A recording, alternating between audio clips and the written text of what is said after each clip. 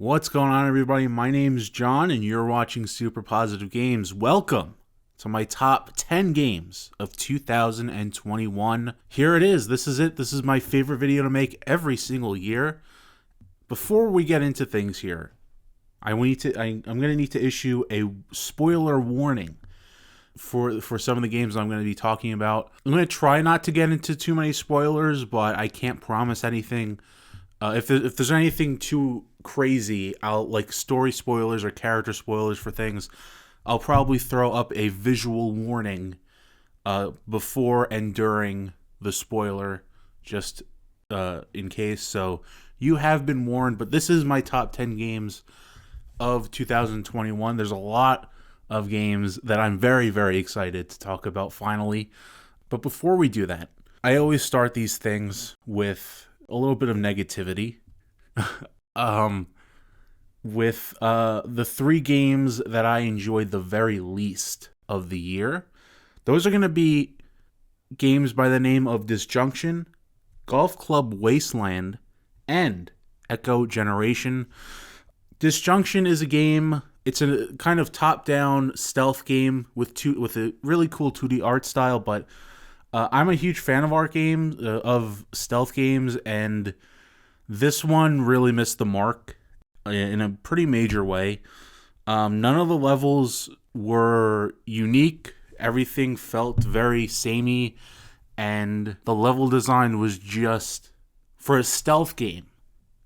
You know, because stealth games really need stellar level design to really shine. You think about games like Dishonored. You think about games like even stuff like Assassin's Creed or Hitman, which we'll get into later. You need really great level design for a stealth game to shine. This is an indie game, but the level design really isn't anything special at all. You got like shadows on the sides of the borders of the levels that you could hide in, and you could hide in like the corners, but like it's really not great. Your abilities can't be used all the time because you need to have, they require like energy pickups. So it's difficult to really get into the three main characters' abilities. It has a decent world building and decent lore, but the storytelling isn't very good. Yeah, Disjunction kind of missed the mark, and it was really I didn't even finish the game. I don't know, maybe halfway through it. It just I wasn't having fun. So I moved on from that game after a couple hours. The next game, Golf Club Wasteland, is a interesting one. It's a 2D golfing game, obviously. You could probably tell that. Set in a kind of post-apocalyptic wasteland. What really burst my bubble about this one was the sound design.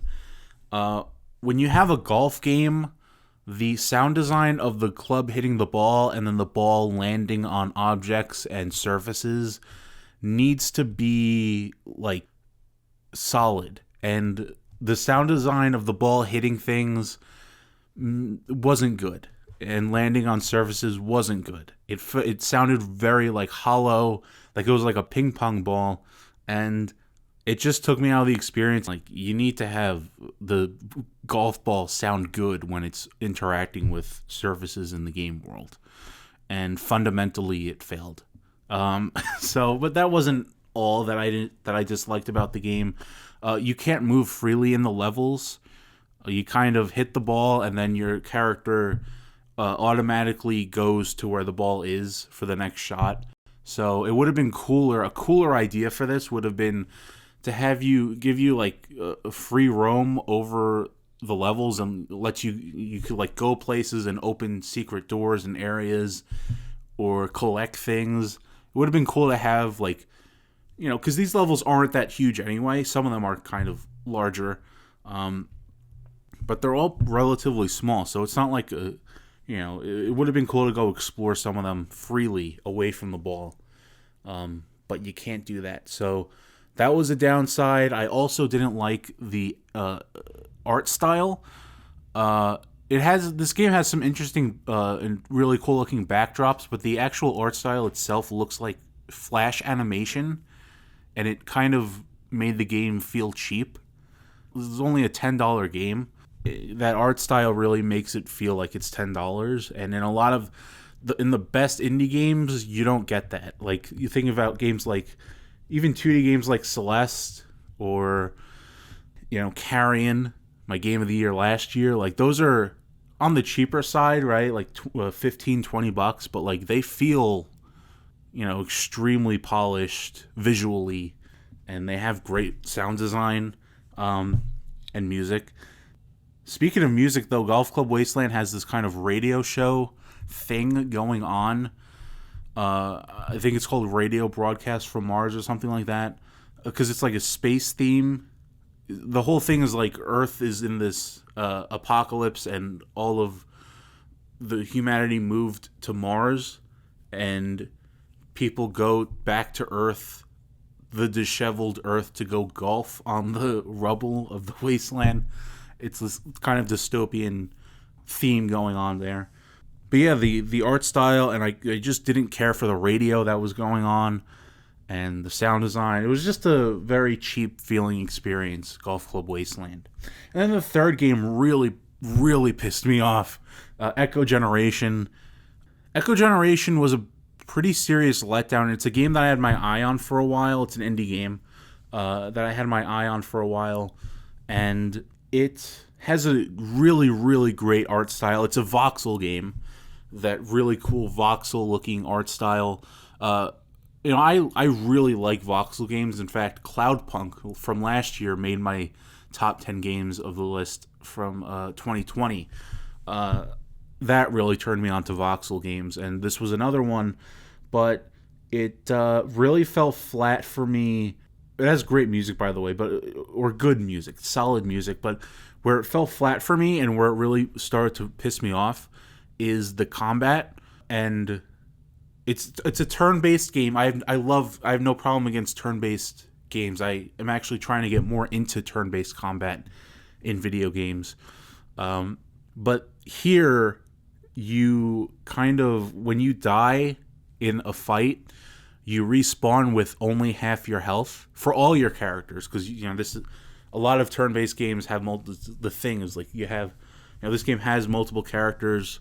You have two main characters, and then you have like these pet companions that you could go collect in the world, and but you respawn with only half your health for all your characters, and you don't get any healing items back, and you would have to go buy healing items.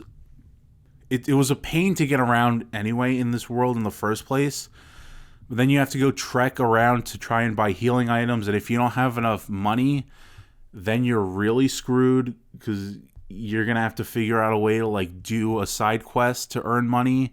And the side quests it's not like they come easily. Like, you can't just use side quests to gain money here. So money is like hard to come by in this game.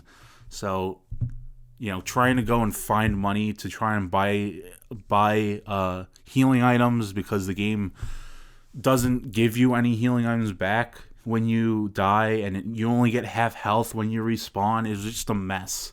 It was a mess. I wound up having to go, after I'd lose a fight, I'd have to go trek all the way back to your character's house where you could sleep and get all your health back. Having to do that constantly sucked. The whole experience was really soured. Like I said, this is a gorgeous looking game, but it's a bit too harsh when you lose battles, to the point where you can't, like, it's extremely difficult to even progress at all. And I don't think a game like this is trying to be that difficult. It's not like it's, some kind of From Software Dark Souls type challenge game or a Celeste type of challenge. It's a turn-based voxel game, Is it really trying to be that difficult? I don't think so. I think it's just poorly designed. I think the economy of the game is poorly designed, not really having a way to accrue money to buy healing items, only giving you half health after losing battles. That was just, I wanted to progress in this game, and it's a really, really neat looking game, but I decided to move on. It was one of those things where, Usually when I move on, when I don't finish a game, it's, something else comes out or I just forget about it. Here, I was like actively like, I strongly dislike this game and I'm just not going to play it anymore. And that was Echo Generation for me. So there you go. Those are the worst 3 games of 2021 for me: Disjunction, Golf Club Wasteland, and Echo Generation. Let's try and be a little bit more positive now because we got some shout outs to get into. These are games that I really, really enjoyed over the course of the year, but just didn't have enough juice to get into the list. These are Knockout City, Hood Outlaws and Legends, and MLB The Show 21. Knockout City and Hood Outlaws and Legends were extremely painful to cross off here and leave off the list, so I had to include them in the shout-outs. And then MLB The Show 21 was a game that I really, really enjoyed. It wasn't worthy to be on the list, and I knew that the whole time, but it was something that I just enjoyed over and over again during the course of the year. So MLB The Show 21 made it on here. So those are the shout-outs. Let's move on to my 2 honorable mentions. These are 2 games that are in no particular order, and they just missed the list. It was excruciating to cross these 2 games off the list here. The first one is what you're watching right now on screen. That's Death's Door.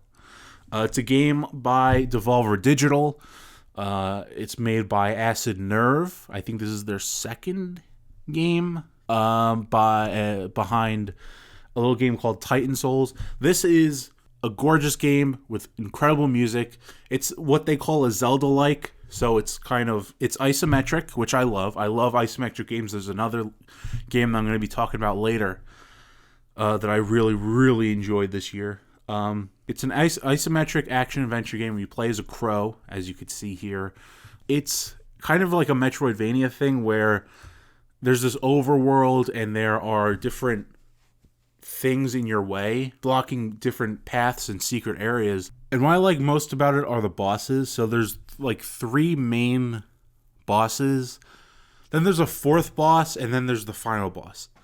The 3 main bosses are cool because they each have their own special types of attacks. There's the Witch Queen, who has these kind of pink fireballs that she shoots out in a variety of different ways. Then you got the Frog King, where his boss arena takes place on these tiles that kind of he attacks, and then the tiles like flip over and you can't walk on them anymore. But he has a special attack that he does that makes this glowing thing on his back vulnerable. And when you shoot it with an arrow, the arrow is really fun to use. I'll get into like the combat and how fun it is. But when you shoot the back of the frog, it flips all the tiles back over again so you could walk on them. So the thing is, though, if you miss the opportunity to shoot the thing on his back, the tiles won't turn over until you get the opportunity again when he does the attack. So you're kind of, in that fight, you have to kind of make sure you do that one thing to make sure you survive, which is interesting, because the way that the arrow works is there are these, you start off with like 4 charges.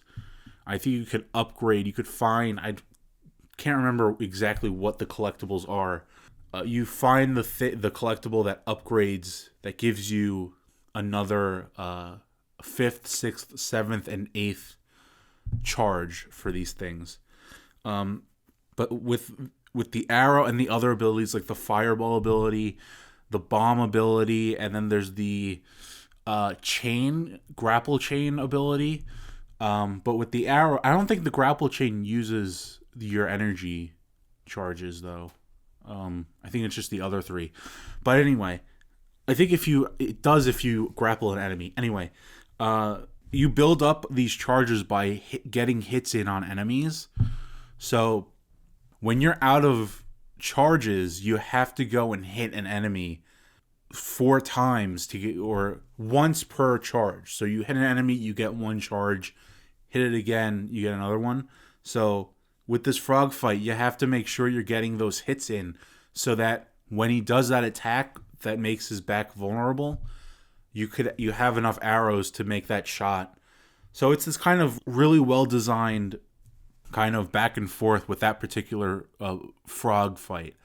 Probably my favorite boss fight of the year, just because it's so well designed with that kind of push and pull of I need to get enough hits in so that I have enough arrows to hit the frog in the back when he does that one move so that I have enough tiles to stand on and I don't fall off and die. So that was a really, really cool boss fight. And then there is the snowman, or I think the Yeti. What's really cool about that, the Yeti, is like it acts like a Yeti, like a feral beast, right? It's rolling around, it's charging at you, it's throwing snowballs, it's pouncing and clawing and everything like that. You know, the Queen and the Frog King, they act like, because they're like royalty kind of characters, like they have, you know, their fireball pots and their, you know, tile floors, you know, but here it's just an arena with this big beast, this huge Yeti, and it acts like a beast would.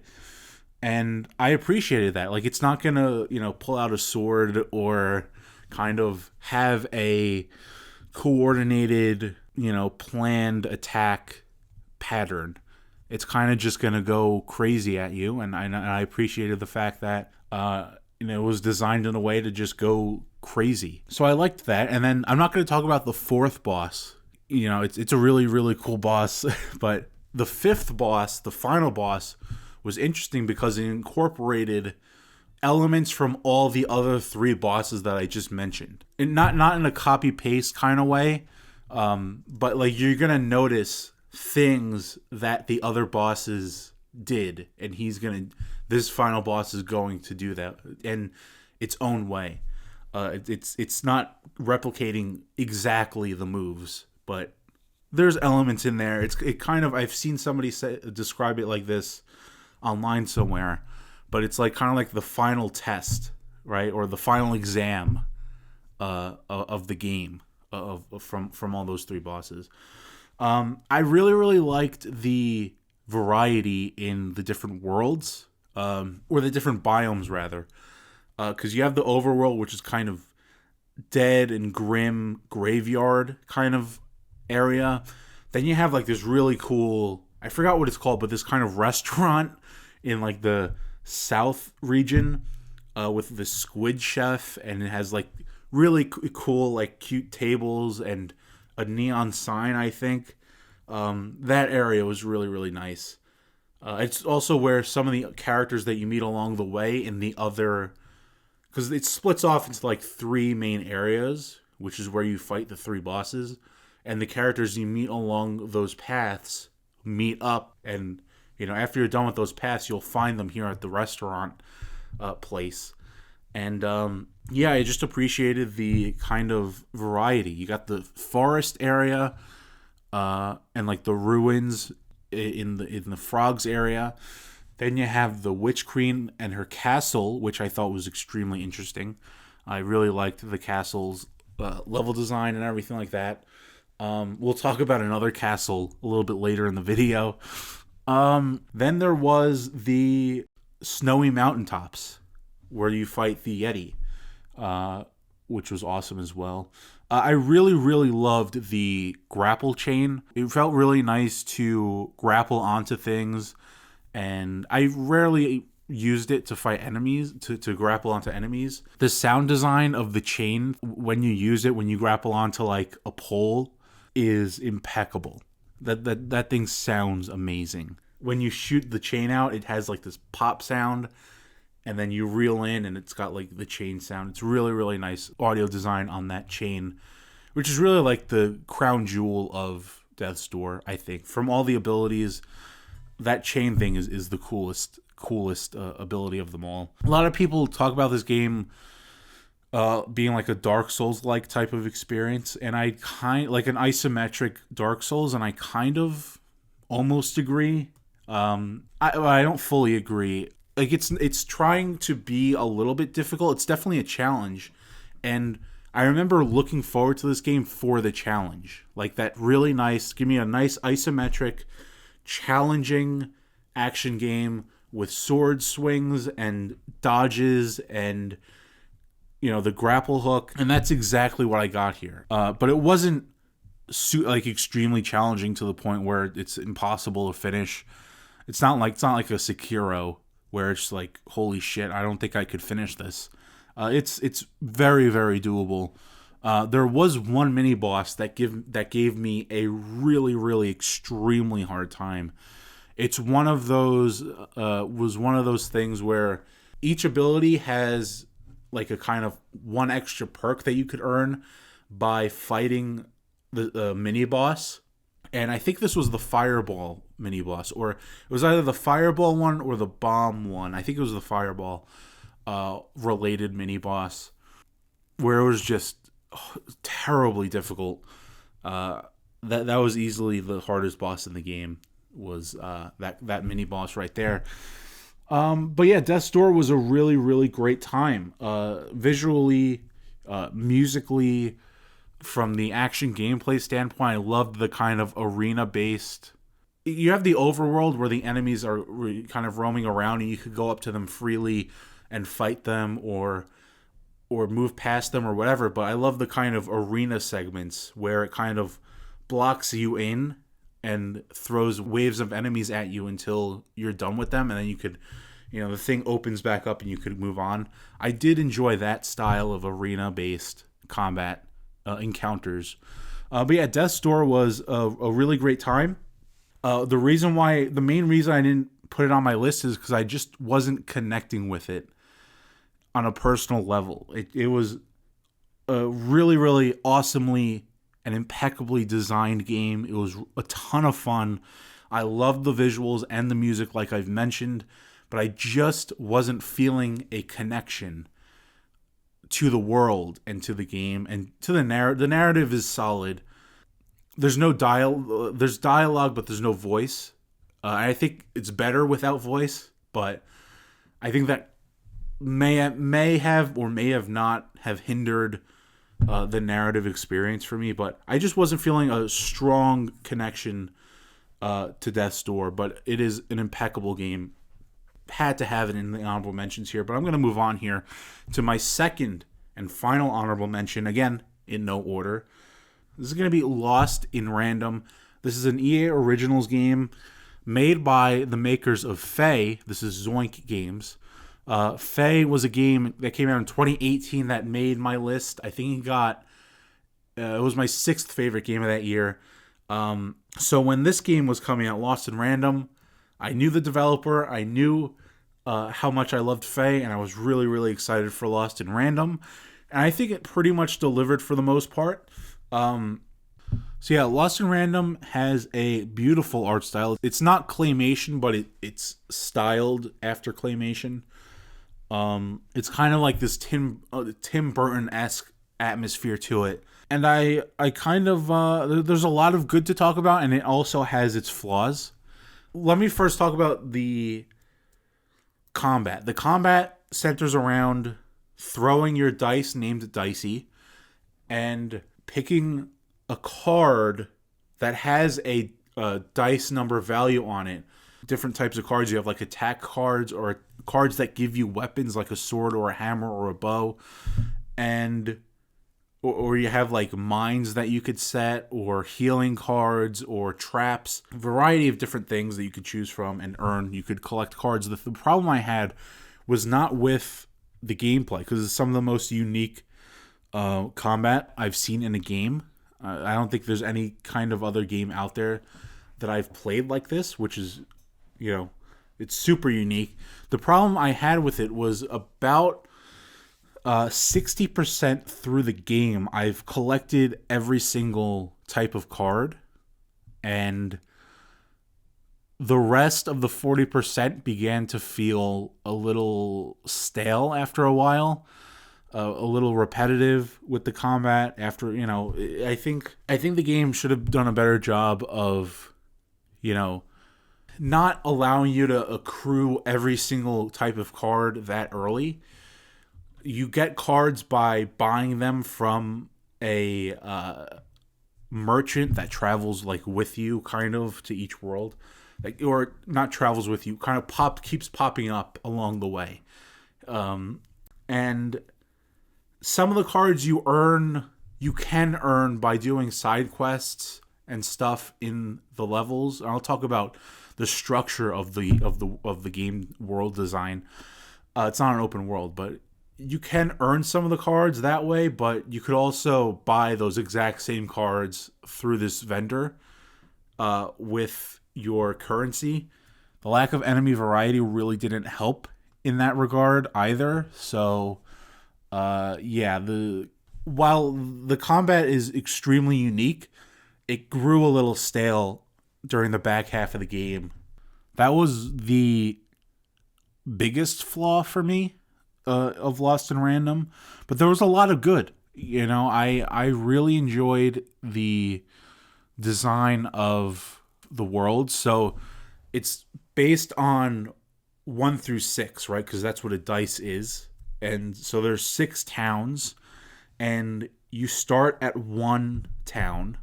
They each have different like names, like Freedom or Sixtopia, but I'm just gonna call them town. 1 town, 2 town, 3 town, just to make it easier because I can't remember all of them.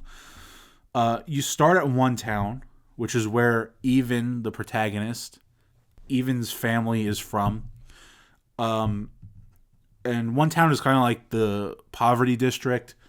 2 town is this kind of, it's also a poor district, but it has this duality thing going on where the NPCs, and we'll talk about the NPCs also and how that's another downside for me.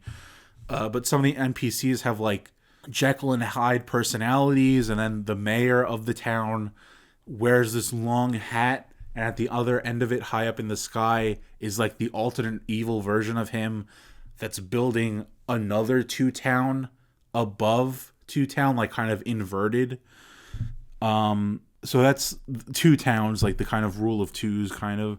Then 3 town is this kind of battlefield. It was by far my favorite of the 6 towns.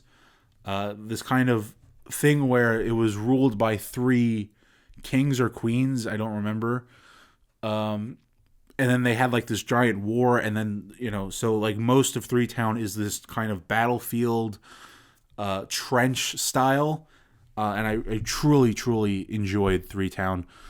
4 town was this gambling district. 5 town was like the factory where they made the cards that you use in combat. Not for you, but like they were like widely distributed before the dice war or something. And then the evil queen came in and banned all the cards, but you have cards that you found, and like cards are being traded like illegally. And 5 town is where they're made in that factory, and then Sixtopia is like the queen's domain. And it's where, she lives and all of her minions or whatever, yada yada. But I really like the 1, 2, 3, 4, 5, 6 thing where, you start at 1 town and you go all the way to 6 town. And what I liked about the narrative is, the game starts off and Even's sister Odd is kidnapped or not kidnapped, but there's this ritual where she has to go live with the queen now in Sixtopia, and Even and her family does not like that. But she has to go. She's on her journey to go and get her sister back.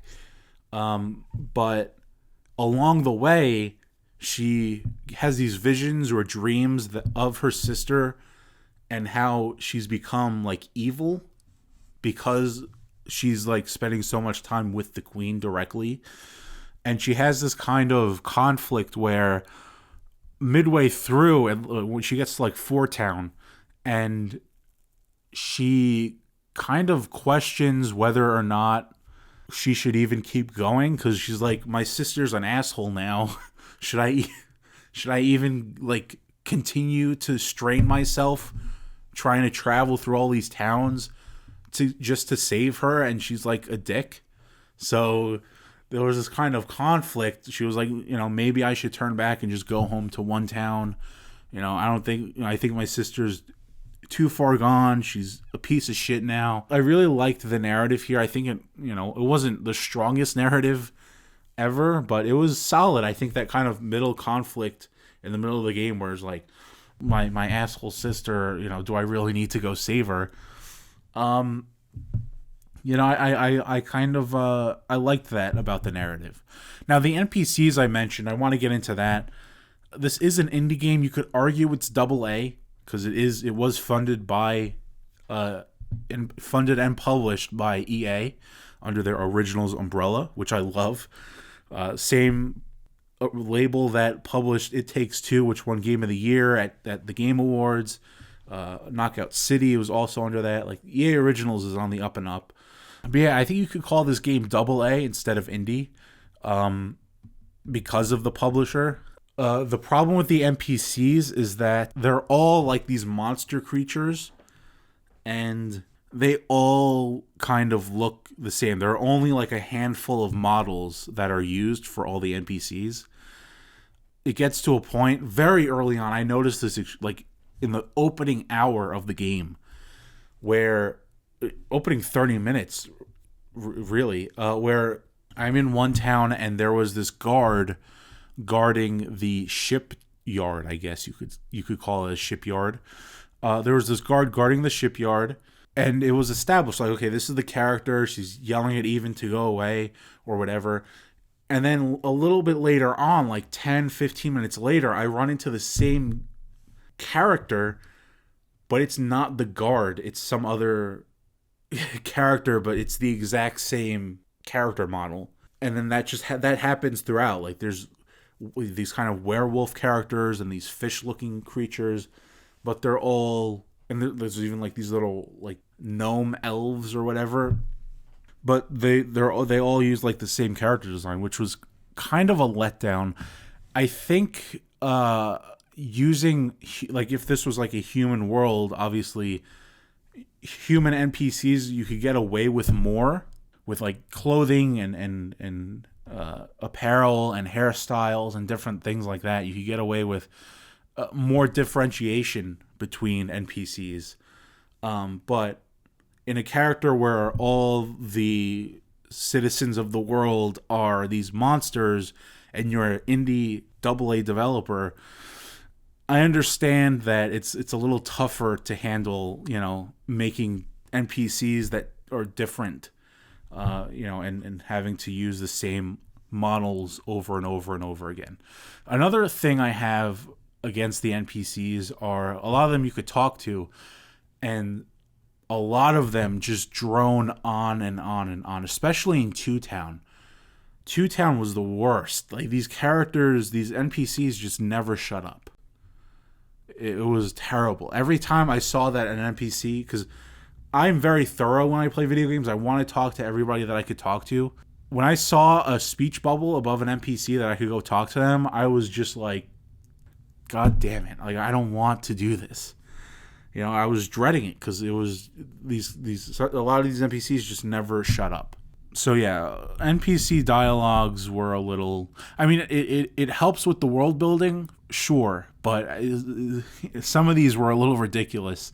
I also had a problem with the variety of these towns, because One Town and Two Town look very, very similar, because it's the kind of like cobblestone street and houses on the side and street lamps, that kind of thing, like a village look.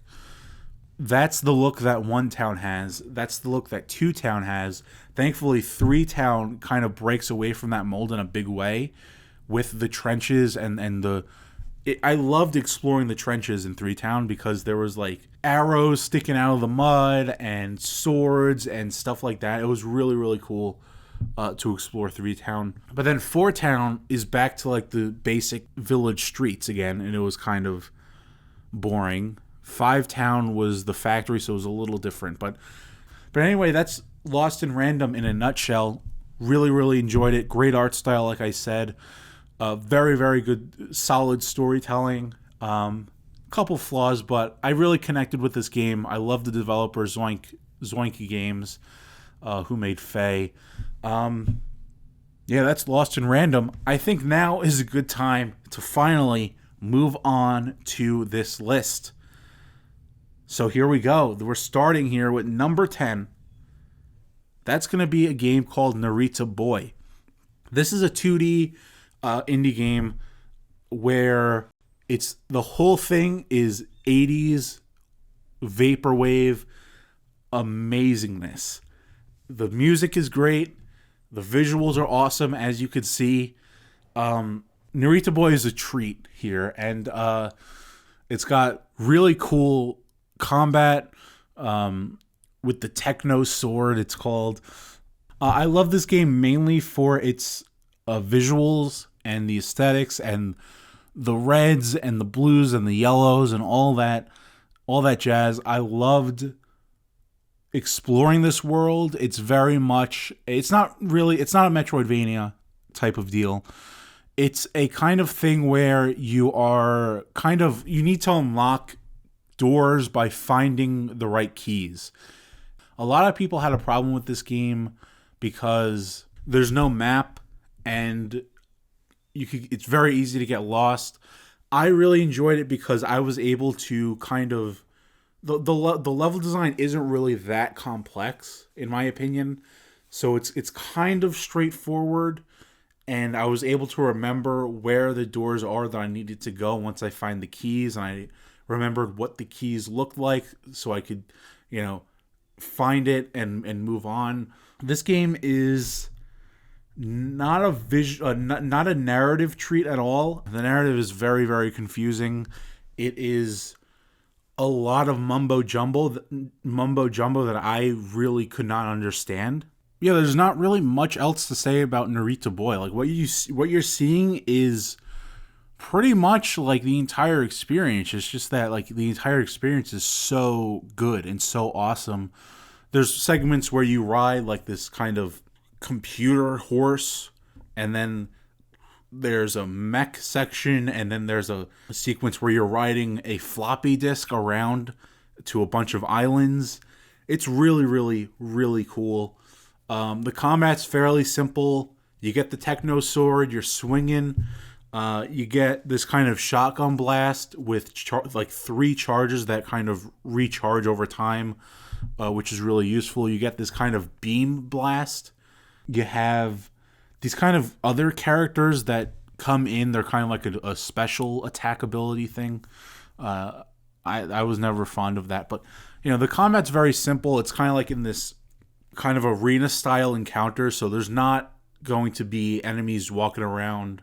At least I don't think there are, just like freely enemies walking around. I think all combat is in these kind of arena wave-based things where it locks your screen and you got to deal with the enemies. The enemies are solid. This isn't a super long game, so the lack of enemy variety was never really an issue for me. What I really loved are the animations. The animations are really cool of the enemies, and when you like kill an enemy, I love the animation of it like kind of melting away. Really, really cool animations. Kind of weird because it's these your main character is like this kind of blocky figure, digital figure, but like it has kind of human like movements almost. But yeah, like everything about this game was awesome. I mean, it's got panache. What can I say? Like I said, great music. Really, really enjoyable time, that Narita Boy. Next up, number 9 is going to be Hitman 3. That's right. So, here's the deal. Here's my prior experience with Hitman. I played a bunch of Hitman Absolution back in, I could think, 2014 or something like that. Really, really enjoyed what I played of it. Never finished it. Loved the atmosphere of Absolution so much. Absolution's a game that I look back on with a lot of fondness, even though I never finished it. Then the reboot series came in 2016 with the episodic bullshit. Get that out of my face, okay? None of that here, please. Leave it. You could keep that. So I never tried any of the Hitman 1 thing or Hitman 2, which was, I think they released the whole thing as one package, similar to this, I think. So that was better, but I just never got around to Hitman 2. But Hitman 3 I decided to give a shot because it's a Hitman game, and I was like, why not? I didn't play Hitman 1 or 2 of the reboot series. I'm just going to jump in and see what happens. And what wound up happening was I really didn't like the narrative or the storytelling at all. None of it did anything for me, and I think that's because I never played the first two. But I just thought whatever about the story. I really what I loved most about this game was the atmospheres of each of the levels. That's the main reason why Hitman 3 made it on this list, right? And I had to take a good hard look at it because it was jumping over things like Lost in Random and Death's Door and Narita Boy, and I was like, wait a minute, how far can this thing go? Because the only reason why it's on this list is the great atmospheres of all the levels. I loved each level. There are 6 of them, right? There's the first one, which is in, I believe, Dubai, in this really tall tower. And it's very bright and sunny with all these clouds, and it's awesome. Awesome map. And I call it a map, and we'll get into that later. The second level was I forgot its name. I'll put it up on screen. It's this house in England, this mansion in England with this family living in it. It's kind of like this murder mystery kind of deal going on. That was awesome as well. The third one was this underground club in Germany. That was awesome with all the neon lights. It's like a rave.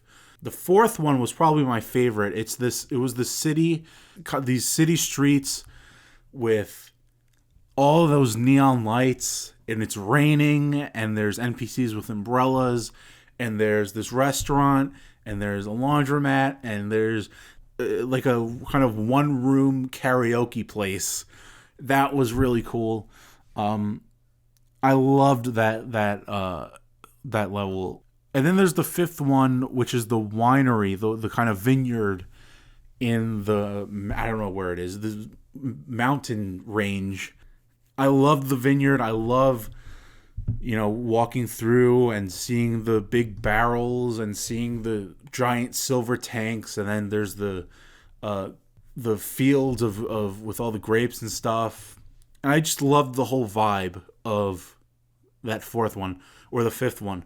The sixth one was the train mission, which was a linear mission, but I have no problem with linearity in games, especially Hitman games. But there wasn't much to it. It was like a snowy train level, which was like the kind of ending epilogue thing of the game. That was all right. But what I didn't like about this game the most was the fact that it felt like a map pack, because that's been the nature of those first two Hitman games when they were episodic. And, the first two games are available in Hitman 3 to like download and play. And there's even achievements for it in the Hitman 3 achievement list. But I didn't like how these levels felt like map packs, especially in the menus, because when you go in, you can't just like continue like a traditional main menu of a video game where you can't just continue where you left off. You have to scroll through past the Hitman 1 chunk of maps, past the Hitman 2 chunk of maps, and then you get into the Hitman 3 maps, and then you could select the level where you left off and then pop in. So the fact that you have to scroll past all the levels of Hitman 1 and 2 to get to the Hitman 3, which is what this game is called, kind of rubbed me the wrong way. And it just made everything feel like downloadable content. Even the main game, even the main 6 levels felt like, and also like it's set up where it's kind of, you have kind of these blocks that represent each level, but in between each of those levels are the cutscenes, and each cutscene has its own block, right? You have the intro, you have the first level, then you have the cutscene, then you have the second level, then you have the cutscene. So I hated how this was laid out in the menu. In the main menu, It made everything feel like some map pack that I downloaded instead of a full game. But once you get into those levels and you start exploring around, I was never really a huge fan of Hitman as a sandbox. I don't remember much about Hitman Absolution, but I think it was just a regular linear style game with regular cutscenes that weren't their own thing in the menus or whatever. It was like a traditional third-person linear style game. This reboot series is a more open sandbox thing where you play through once, but then there's all these other ways that you could take out all your targets and stuff. And I wasn't expecting to really love that. I'm a very traditional, like, I want my games to be linear, I want things to be straightforward and all that, but like I was not expecting to like the sandbox element of these levels, but I couldn't get enough, and I think that was mainly because of the challenges, right? I think I cared a lot about the challenges because they were tied to achievements, and I love achievements. If these challenges weren't tied to achievements, I don't think I would have been as into doing the challenges and redoing things in each level different ways. But I wanted to do all the challenges for each level, and there are quite a bit of them, and there are different categories of challenges that you could scroll through in the challenge menu. I really, really, really enjoyed going through again and unlocking this pathway down here, or using this poison in that cup over here to take out that enemy. I loved all the different possibilities and things that you could do even after you take out the target the first time. Speaking of the targets, I think this is because of the narrative was weak to me. I never really cared about many of the targets at all. It was like, whatever, I'm just here, to have fun and do the challenges and kind of enjoy the atmospheres of these levels. Like I said, I loved so much the vibes and the atmospheres of all these levels and how unique they are. I mean, if you're gonna have a game like this, those levels need to be very, very unique and different from one another, and they are for sure. Hitman 3 was an absolute blast. I was not expecting to have nearly as much fun as I did with it. I loved taking out enemies too. Taking their disguises. It's all about the disguises and changing the disguises and holding down, I think it's the left bumper, to make sure you're seeing through the walls, to make sure there are no guards, because what you have to watch out for are the guards that can see through your disguise, because some of them are like higher level or higher importance or whatever, and they have like the white dot above their head, and they could see right through your disguise. So you have to, part of that, it's like moving around is like you have to keep looking through the walls to see, if there's a guard that'll make you out. But yeah, I love changing the disguises and getting free roam. I loved getting a new disguise that I haven't unlocked yet or haven't found yet in a map, and getting free access to a whole part of the map that I previously never had access to. That was in like previous runs and playthroughs of that level. That was really a ton of fun. Love the disguises. Love the sound design of when you take a disguise, the kind of ping sound design of like the points popping up.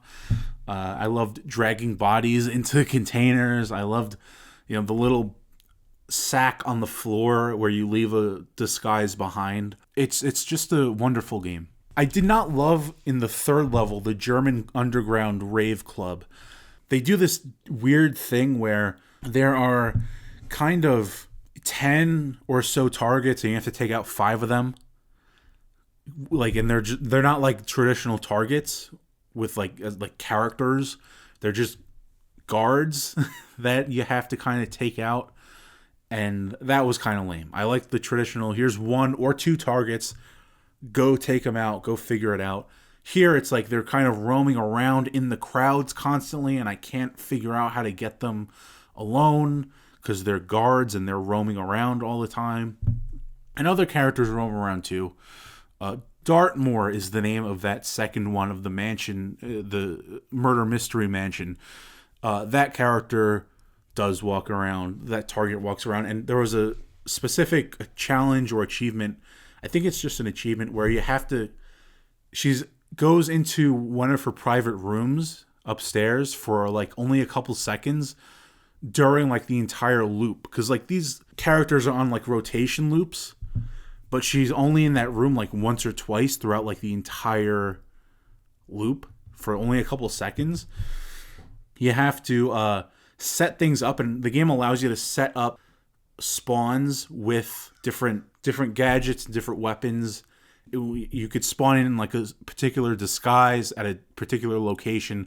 And the achievement is like at the very beginning, you have to spawn in and sprint all the way in this one disguise. So you have to sprint all the way up into that room and kill her before she leaves that room, and that was like a really fun challenge to do.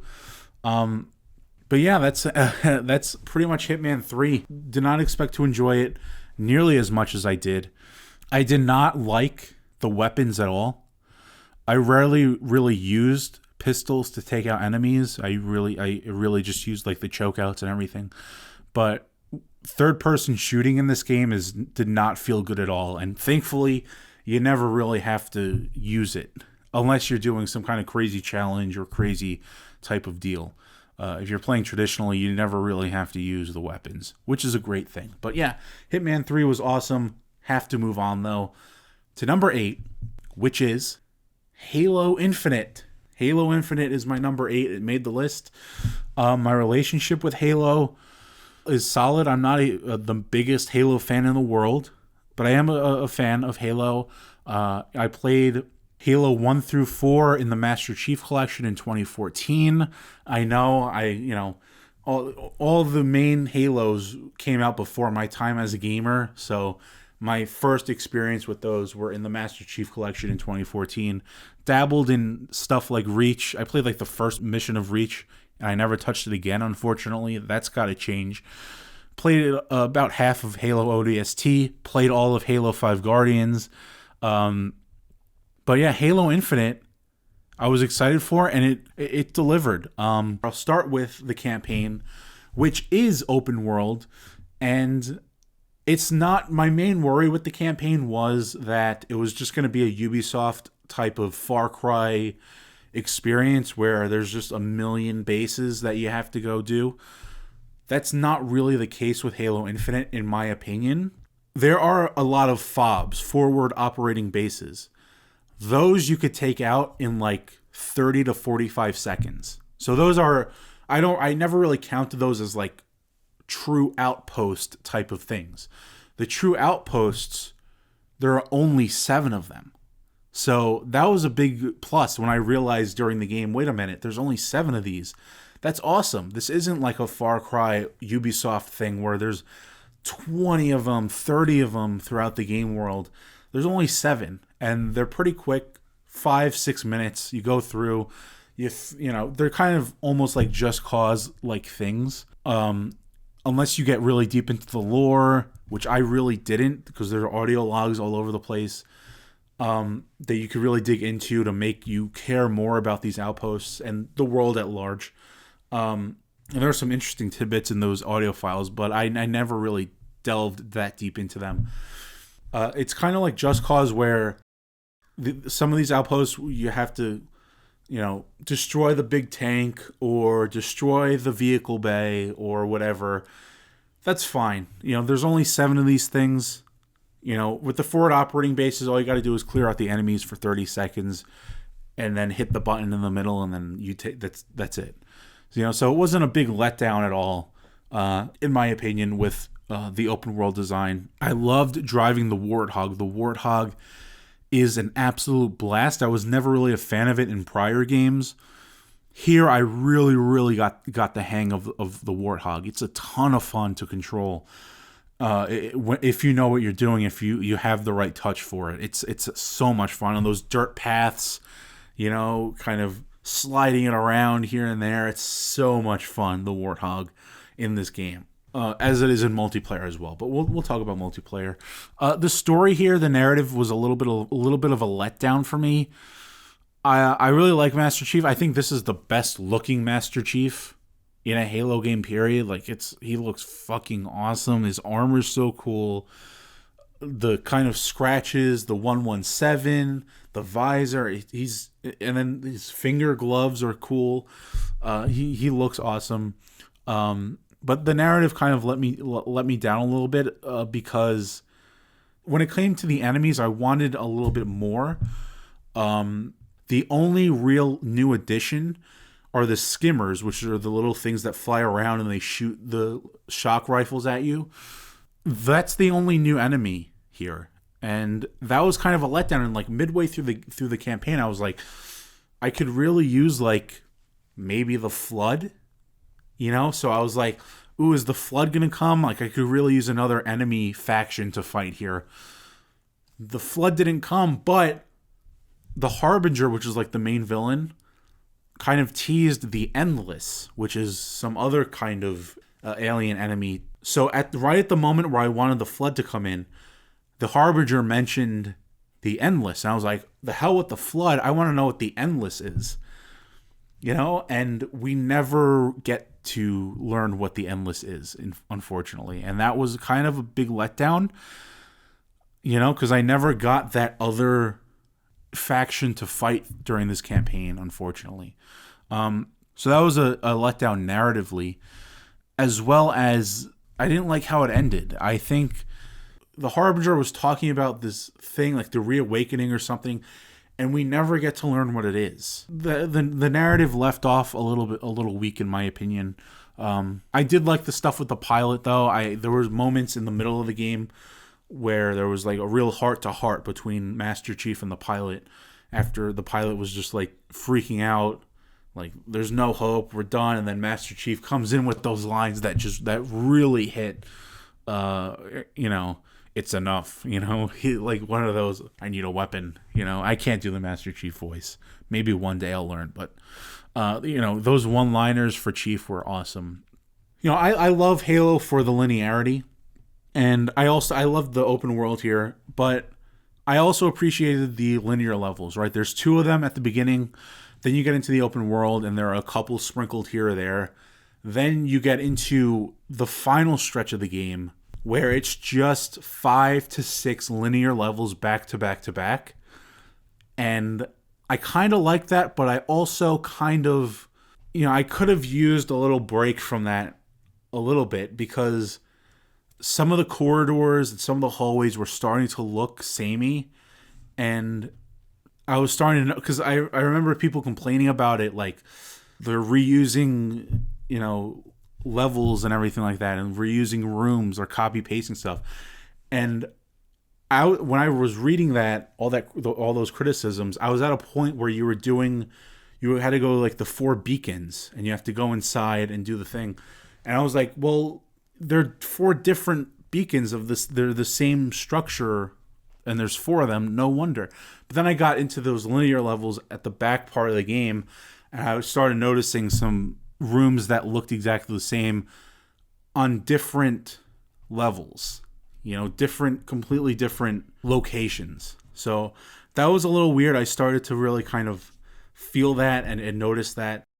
I also liked how there were some of those levels that were where you were only fighting like the skimmers, or I think they're called sentinel bots.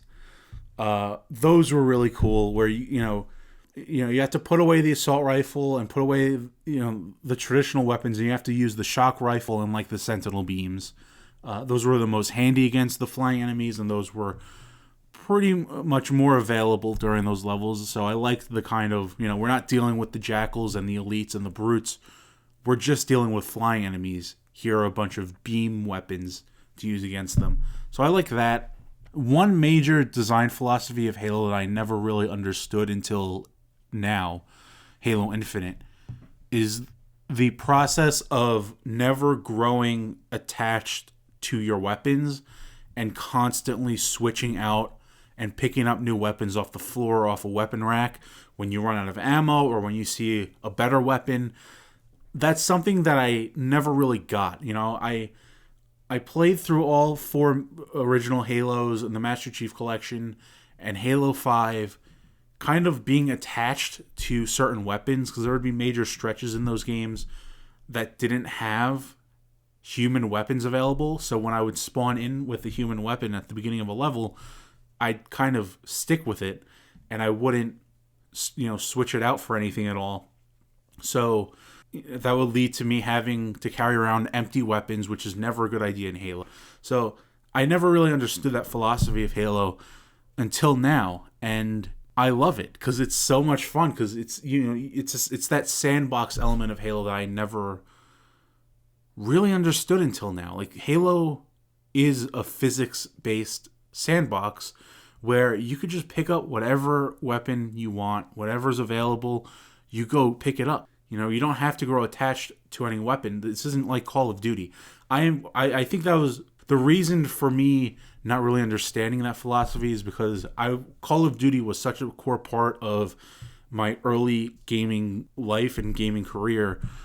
I grew up on Modern Warfare 2 and Black Ops. Black Ops 2 was my first ever multiplayer experience. And in those campaigns, you start out with, the weapon that you have, and then I never really picked up enemy weapons because they have less ammo, and I generally stuck to whatever weapon you start out with in those levels. And in multiplayer, it's the whole thing of loadouts. You build your own loadout with your own attachments and your own this, your own that, and you stick to that throughout all the matches that you have. In Halo, that's not the name of the game, because I thought, first person shooter. I applied the same philosophy to both, but I was wrong, because Halo is all about constantly swapping out different weapons that you want, or running out of ammo and grabbing this or that off the weapon rack or whatever. And that's more true in multiplayer, in Halo multiplayer, which I'll get to. I feel like I finally get Halo now, because I never really connected with Halo in the earlier iterations, and especially in Halo 5, because I thought I was supposed to hang on to all these weapons, or and never really pick up anything new. This game helped me understand that design philosophy of Halo, of what makes Halo Halo.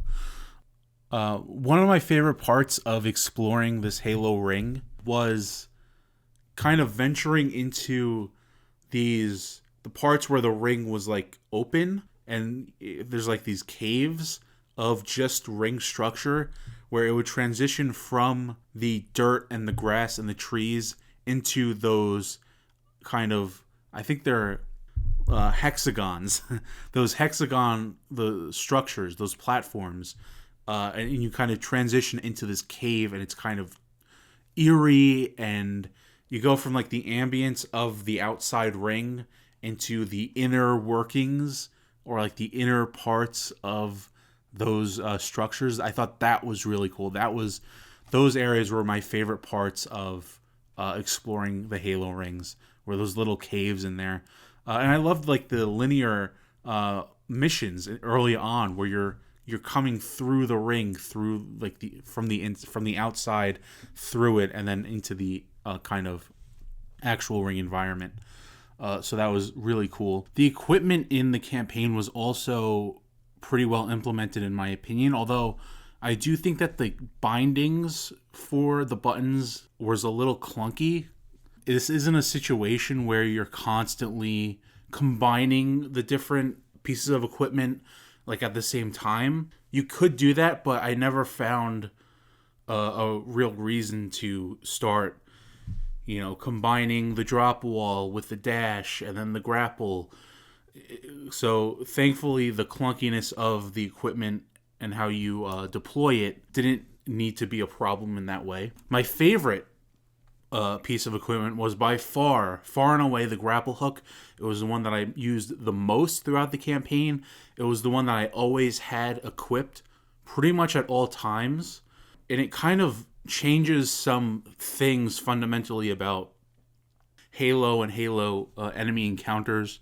right? Being able to zip over to an enemy, and there's an upgrade for the grapple hook where as you're zipping into an enemy, you can hold the melee button and the camera will come out into third person for like a quick second, and Master Chief does this really big like impact high damage thing, like a really big punch. So that's really cool how the camera kind of snaps out for a second. It changes how you could pick up weapons from a distance now. You don't have to look at the floor to grab a weapon. You could just kind of use the grapple. I will say though, it was sometimes difficult to pick out weapons from debris because a lot of the weapons look very similar to pieces of debris on the ground. And also when you're trying to grapple a weapon from the ground, like a couple meters in front of you, you have to kind of be a little bit more accurate with it because it's very easy to miss the weapon and then you end up grappling. You might be in a spot where that missed grapple puts you in a vulnerable position outside of cover. So you gotta kind of be careful with how you're grappling weapons off the ground like that because you may end up missing and grappling yourself into danger. But yeah, like stuff like the drop wall was useful at times. I felt like it was more useful in particular boss fights. There's this kind of drone enemy. I forgot the enemy's the boss. There's this drone boss, and I forgot its name. It's one of the not installations who shows up twice actually. The first time, it's easy to kind of use the drop wall the whole time and just fire away at it. Other bosses like Eshram and the Harbinger, the drop wall is a no-go because you really can't afford to be too stagnant in those fights. But for stuff like this drone boss, very easy to just pop the drop wall down, and it was extremely useful for those boss fights. The Hunters, I felt it was best to use the dash ability. It wasn't always perfect. You kind of had to dash into and past the Hunters. Sometimes they would spin around too quickly and kind of mess you up. So it's not a perfect use with the thrusters and using them with the Hunters. It takes a little bit of practice there to get it right. As long as they don't turn around too quickly, because with the Hunters, obviously their vulnerable spot is in their back. So you gotta figure out a way to get behind them, and the thrusters can help, although not perfectly all the time. Then you had stuff like the threat sensor, which was useful in a particular boss fight towards the very end of the game. That was a huge help because you fight this boss that can go invisible, and you're in a very, very tight and enclosed space. And they go invisible, and you can use the threat sensor to spot them. So that threat sensor had a very, very particular use in that boss fight. But out in the open world or in the levels, I didn't find myself using the threat sensor all that often. If I ran into an invisible enemy, I'd use it. But other than that, like I never felt the urge to use the threat sensor in that way. So yeah, speaking of some of the bosses, I felt like some of them were a little weaker. The drone boss that shows up twice was weak because from a narrative standpoint, he just pops up again a second time, and the fight isn't really all that different from the first encounter. Other fights like Eshram was pretty badass. That invisible enemy at the toward the end, like I just mentioned, was an awesome fight. And of course the Harbinger boss fight at the very end was pretty cool. None of the bosses gave me too hard of a time. I did play through on normal difficulty the first time. I do plan on going back eventually sometime in the future for a legendary run. The boss fights were solid. They weren't anything that blew me away. They weren't anything that, like the King Frog boss fight that I mentioned in Death's Door. Nothing like that, like design-wise. So yeah, that's the campaign in a nutshell. Let me talk about the multiplayer. My relationship with Halo multiplayer has never been very strong at all. I dabbled in it in the Master Chief Collection, never really caught on. I played some in Halo 5 Guardians, but it never did anything for me. partly because I was still in that mindset that I mentioned earlier of always sticking to weapons and growing attached to those weapons and never wanting to switch away and grab other weapons around. But I came into Halo Infinite hearing all the great buzz about it. I did not play any of the betas, but I heard a ton of great stuff about it during the betas and the test flights and stuff like that. So I was really, really excited to get into Halo Infinite and have a fresh start at Halo multiplayer, right? Because as an Xbox fan, I'm one of the very few Xbox fans who doesn't really have a strong connection or a strong relationship with Halo multiplayer. And so I was really excited for this opportunity that Infinite brought to the table. Brand new Halo Infinite multiplayer. And I gotta tell you, I can't get enough. I'm still playing it almost every day at this point. I love the maps. There are only 10 maps. 5 of them are traditional 4v4 maps. 3 of them are for big team battle. And then there are 2 of them in between. I'm forgetting their names. I think Launch Site and then the deserty one. There are those 2 in between that are kind of a hybrid almost. They're only for 4v4, but they are a lot larger and they are vehicle maps. So you get the 5 4v4, 3 big team, and then those weird 2 in the middle that are only used for 4v4 but do have vehicles. I think I could have used a couple of extra maps. 2 or 3 more maps. I would have liked definitely another big team battle map. And maybe 1 or 2 4v4 maps. Now, I'm not saying that I'm already fatigued or growing tired of these maps, because I'm not. Maps like Bazaar and Streets.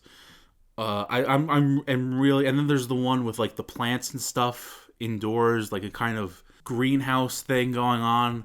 I really love the aesthetics of the maps and the visuals of all of these maps. Are Launch Site's kind of boring, and I don't like the big team battle map that takes place at night. I'm not a huge fan of that one.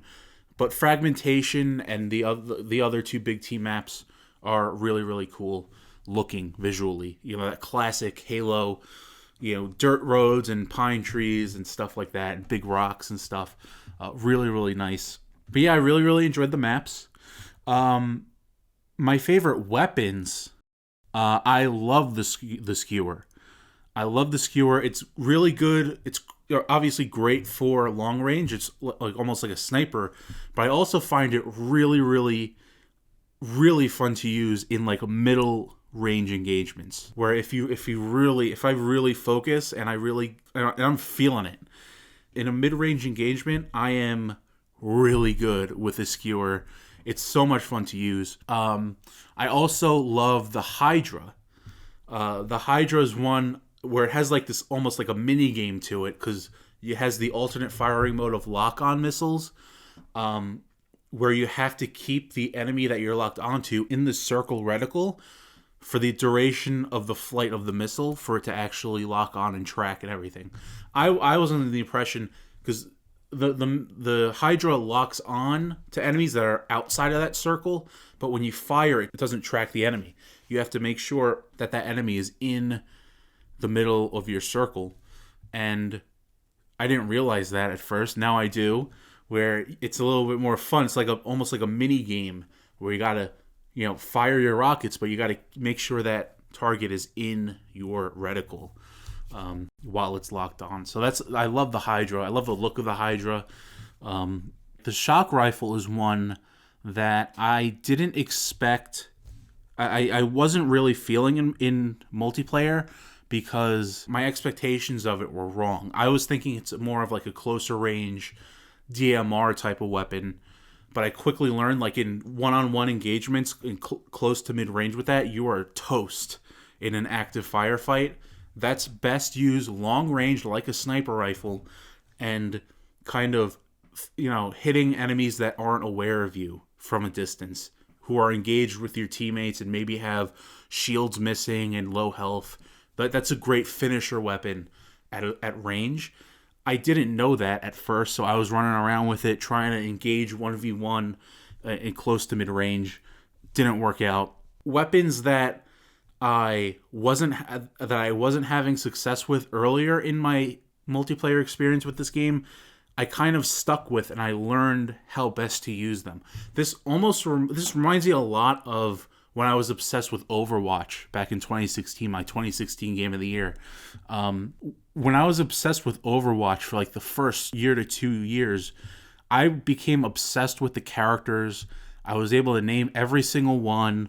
I knew which character was part of which class, tank, healing, or assault, or at the time, defense was a thing before they got rid of that.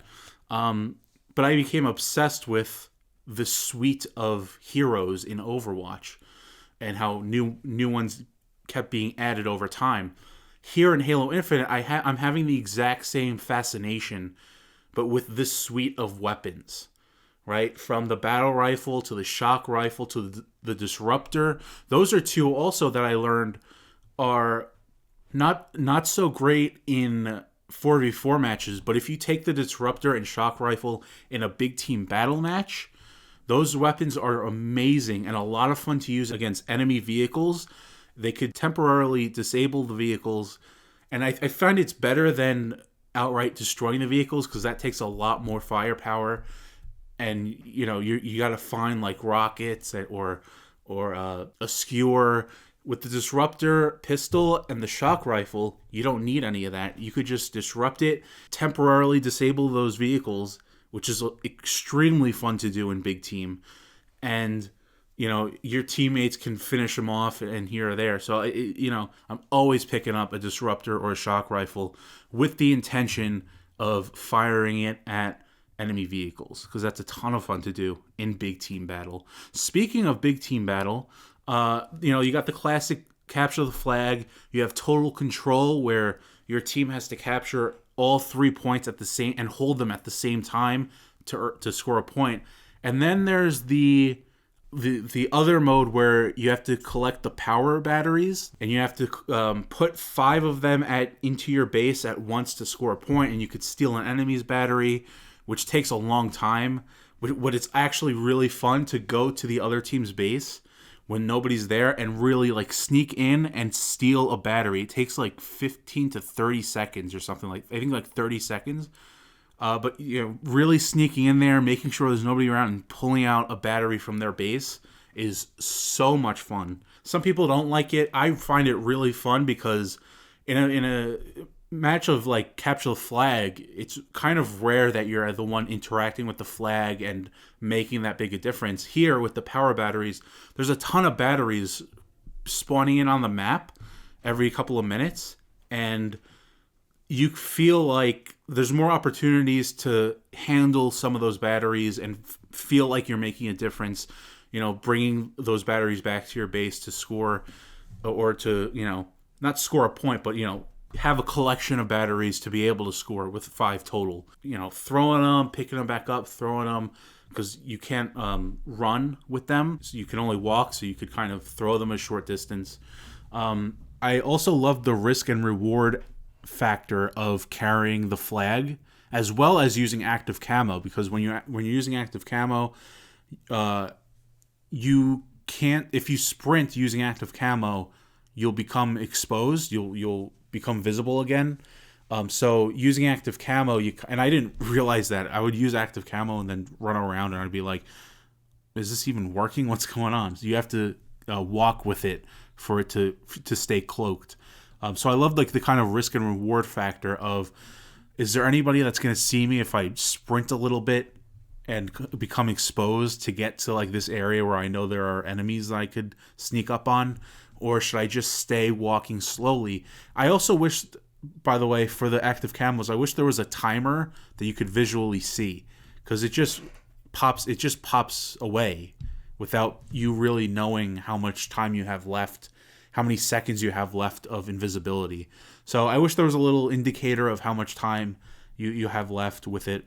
Maybe the absence of that plays into the little mini game of risk and reward of should I sprint? Should I just keep walking slowly so that I'm still hidden?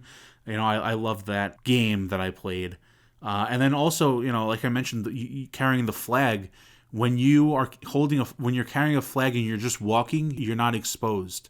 If you run, there'll be an icon that the enemy team can see, and they'll come after you. But if you walk, there's no icon, and you could kind of get by without the enemies knowing where you are. Should I just stay walking and take a longer time to get back to my base with this, or should I just sprint? Should I say fuck it and start hauling ass?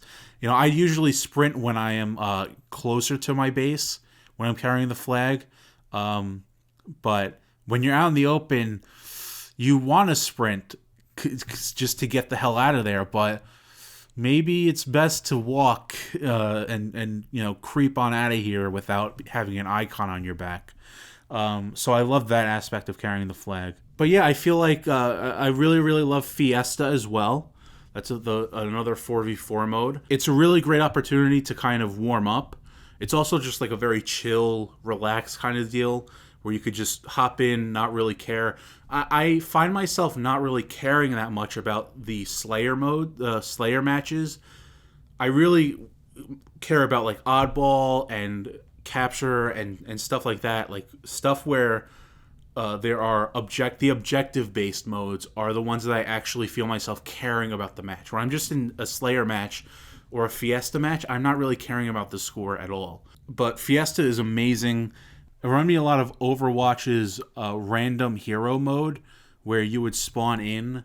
Every time you die, you would spawn back in with a randomized character. I loved that aspect of it. It's kind of like very chill. You could, it's not high stakes because everybody has random weapons. It's not super competitive. You pop in there, you have a good time, and that's Fiesta for you. It reminded me of that mode in Overwatch that I really, really enjoyed. It made me realize how the difference between using these weapons in multiplayer versus campaign. In campaign, you have all day long to play around with these weapons and make sure that you're hitting your shots with the shock rifle. You could enjoy the gunplay of these weapons in campaign without the pressure of multiplayer. Because in multiplayer, you have to be as quick and efficient as possible with all of these weapons at all times. In campaign, it's a little bit more slower paced, again, depending on the difficulty, where you could just enjoy the shock rifle at close range. You could enjoy using the disruptor pistol or using the skewer or weapons that you might have trouble using in multiplayer in the more fast-paced, higher stake environment. You could just chill out and just take it easy and go kill a bunch of enemies and jackals and brutes with those weapons and just enjoy the feel of the gunplay. So I kind of realize that, and I kind of appreciate that, where multiplayer, you really got to be on the ball with those weapons to be successful. Campaign, not so much. You could just have fun and enjoy the feel of those. Fiesta kind of made me realize that as well. It's just a great all-around mode. I found myself... A lot of people like to use combinations. So, for instance, with the disruptor pistol, that takes away enemy shields. So they would take away enemy shields and then finish them off with like their assault rifle. Or use the sidekick, which is probably one of my favorites in the game. The sidekick pistol feels smooth as butter. I love the reload animation. It's quick, it's snappy. A lot of people like to diminish shields with the assault rifle, then switch to the sidekick to get the headshot kill shot. I found that switching weapons in Halo Infinite during a firefight, I never liked doing that at all, because it takes a while for you to get your gun up again, your other gun up. So I never like using weapon combos in the middle of firefights. I like just getting the job done with the assault rifle, and I make sure not to zoom in, or ADS in quotes. I make sure not to use ADS or zoom in during close range encounters with the assault rifle, because I become very inaccurate. I just leave it zoomed out, just like classic Halo. When I'm up close or like mid range, just leave it zoomed out and make sure you're hitting head to high chest area. The assault rifle, that classic assault rifle, is a blast to use. But yeah, all in all, I feel like the multiplayer suite is amazing. Could have used a couple more maps. I do like the maps that are there quite a bit. But yeah, Halo Infinite as a full package was amazing. It's pure fun, a pure joy to play. It looks great. I will say I was disappointed because I had to play this entire game in performance mode, because on quality mode, something with the VRR caused the entire screen to flicker. So I don't know what's going on with that. And so I had to swap to performance mode for the entirety of the experience. Performance mode looks smooth, although the quality is not as great. It's a little rough around the edges in performance mode. But I was never a big technical guy in video games, but I got an Xbox One X over the summer, and then I got a Series X in November. And I became, like, not a stickler, but I became a little bit more knowledgeable about frame rates and resolutions and performance / quality modes and stuff like that. So yeah, that's Halo Infinite. I do say it's I think it's on this list at number 8 here because of the multiplayer. I think if this was just the campaign, I'm not sure if it would make the list at all, if I'm being quite honest with you. Maybe it would at like number 10, but the multiplayer is what kind of brought it up a little bit higher here to number 8. And but it's time to move on now to number 7, which is a game that I'd like to call Nier Replicant. This is a remaster / remake / whatever of the 2010 game Nier. So this isn't a sequel to Nier Automata, which, by the way, was my number 7 game in 2018. Just a side note here, I thought it was very interesting that Halo Infinite was my number 8 this year, while Halo 5 Guardians was my number 8 in 2015. And then number 7 here, Nier Replicant, also number 7, Nier Automata back in 2018. I thought that was interesting. Just a sheer coincidence. I didn't do that on purpose. But Nier Replicant is a JRPG that I really, really, really enjoyed. It is a little bit rough around the edges. It is a remaster of a 12-year-old game now at this point. At the time, 11-year-old game. It's a little dated. It's a little outdated in its environmental design, and its obviously visuals, in its enemy design. But what I love the most about Nier Replicant is the storytelling and the characters. The storytelling is incredible. You follow Nier, which is the protagonist's name, and his sister is sick with this plague thing, and you spend the first, I'd say, third of the game playing as Nier as like a younger boy, taking care of his sick sister in this kind of village. Stuff happens, and the midpoint of this game is probably the best part of it. You meet Kaine, you meet Emil, which is this younger kid, even younger than Nier at the time. And it's this trio, and Grimoire Weiss, who's the book, who's hilarious.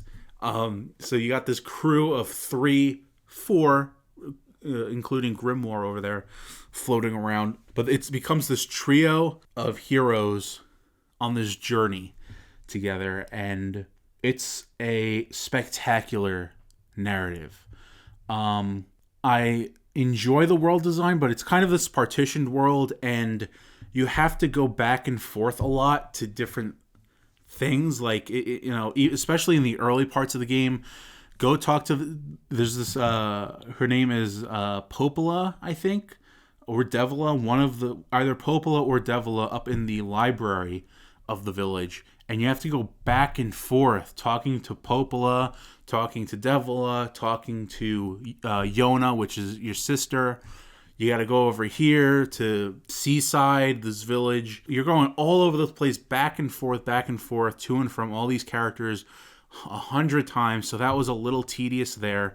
The side quests are not good. 90% of them are go and find me these materials. I need 7 mutton and I need 8 wool, I need 10 of that and 15 of that. And, at a certain point, I was like, no, I am ignoring every side quest that asks me to just go fetch a bunch of materials that I don't even know where to look for. I'm done with that. I got to a certain point where I only did a side quest if it was like unique and not material fetching. So the side quests are not very good, and that's very disappointing coming off of a year last year with games like Cyberpunk 2077 and Yakuza Like a Dragon that have some of the best side quests that I've ever experienced in video games. Nier Replicant, what the hell are you doing? The combat here is very basic. It does something that I don't like, where it gives you a bunch of moves or attacks and lets you bind them yourself to the triggers and bumpers. There's another game on this list that I'll talk about that does the same thing that I don't really like. I did not enjoy that because I constantly wanted this attack or that attack, but I had to bind it in and do this and that. I didn't love that. I also really, really do not like the enemy designs here. They look really ugly. They're just kind of black and yellow goo monsters with like these graphic things, like motion graphics on them. It's so weird and they're so ugly, and the enemy variety is garbo. It's not good. These enemy designs and the lack of an enemy variety is, dare I say it, bad. It's bad. It's not good. So the enemies of this game, not good at all. This game has a lot of flaws. And a huge part of this game's flaws comes from the fact that it becomes an absolute slog to do all of the endings. Let me explain. This game has, like Nier Automata, this game has 5 different endings, ending A, B, C, D, and E. And the first ending is just the traditional credit rolls, right? Done. The second ending you have to like reload the save after you've cleared it. And it puts you right at like the 1/3 mark. Like after Nier grows up, because something I love about this narrative is a third of the way in, Nier goes from a little boy to now he's like a fully grown adult, and the character designs are incredibly cool, by the way. But he becomes like an adult, and that's where ending B takes place, or it takes off from. So you have to play the entirety of the second half of the game, or last 2/3 of the game, again, just making different decisions at the very end. You have to do that 2 different times. Then you have to do it a 3rd time in some other variation of ways. Finally, the 5th ending is why was the motivation for me doing all these endings in the first place, was you get to play as Kaine for about an hour. That's ending E. So I really, really wanted to play as Kaine, and I was committed to that, and I put myself through all of the other endings, which was an absolute slog. You had to go back and revisit and redo all of those areas again and again and again and again. And a lot of these areas are designed extremely poorly. The City of Facade sucks. The Junk Heap sucks. Having to go through those areas, those poorly designed levels, really bad level design, really ugly environment design, it was a nightmare. But I did it to play as Kaine. The downside is she's really cool to play as, but you only get to play her for about an hour, because it's like this kind of linear section of game that has a lot of callbacks to Nier Automata, by the way, visually. But you only get to play as her. You go through all of that to play as her for only 1 hour. And I thought I was going to be slick, because if I ever wanted to play as Kaine again, I made a save during that, or right before that ending began, so that I'd be able to access Kaine's ending without having to do all of that again. But I reloaded that save again after finishing Kaine's ending, and it puts you back before, so it erases all your progress. And what you have to do if you want to play as Kaine for that 1 hour again is replay the entire game starting from scratch from ending A, B, C, and D again. That was bullshit. Okay? No, that sucked. That was terrible to find that out. Like, what the hell? What's the thought process? What's the thought process of making you play through the entire game from scratch to get to play as Kaine again for the hour? And this isn't a long game. The first ending, front to back, takes about 14 to 15 hours. Right? That's pretty short for a JRPG. Most JRPGs are like 60 plus. That's pretty short, but then you add on 5 hours per ending. So it's 15 hours, 20, 25, 30. You're looking at like 30 plus hours to get through all of those endings to play as Kaine, but then you have to do it all over again if you want to play as her again. That was bullshit. If you unlock it, if you unlock that ending, it should be available or you should just be able to make a save like I did, like I tried to do, and reload it. Or it should just be available in the menu like a DLC would be available. It's only an hour long. It's just like, it was such a disappointment. And, doing all those endings was such an absolute slog. I began to hate this game. During all that, I began to hate it. I had Nier Replicant as high as 4 on this list, but then I remembered how terrible it was to have to go through all of that again, and so I had to drop it down here to 7. I had to drop it. If we're ranking just the narrative, it's top 3, I think, and then the characters. Another thing that I love, I mentioned how Nier grows up. There's like a 5-year time jump. I love this narrative because there's that point at the 1/3 mark that I talked about being the best part of the story, where Emil comes in. He has the power to freeze people by looking at them. So he has this bandana around his eyes. They can't keep this monster in the door. So Kaine goes up against the door to hold it, and she asks Emil to freeze her in place, and he does, and she's stuck there for 5 years. As Nier grows up and as Emil grows up a little bit. And now the relationships change a little bit after that 5-year time hop. Because it was Nier and Emil were little boys, and then you had Kaine, who was like 20. now Kaine's still 20. She didn't age at all. But now Nier is also around 20. Emil's a little bit older, but he's still a kid. And then Emil gets this kind of makeover where he turns into this skeleton creature with that helmet, and he has this wand that he uses. I really, really wanted to play as Emil in this game. Unfortunately, you do not get to, and it kind of makes sense because he floats and flies around everywhere and uses magic powers. So it wouldn't really make sense. Like, they built this combat around Nier and eventually Kaine. So it wouldn't really, work well at all. But I mean, this narrative is so powerful, so strong. These characters are incredible. They're extremely lovable. This trio and Grimoire Weiss. You can't forget about Weissy. Just a great time. I will say it's not as smooth or fluid as Nier Automata's combat. Nier Automata has a similar thing where you could shoot these projectiles, but you don't slow down. Here, when you have this exact same ability with Weiss as like your drone, you're in like slow motion when you shoot the projectiles, and that's a pretty significant part of what Nier's combat was in Nier Automata, was holding down that shoot button while you're doing all these attacks. Here, it slows you down, which I hated, so that was a bummer. The music in this game is some of the best music I've ever heard in my gaming life.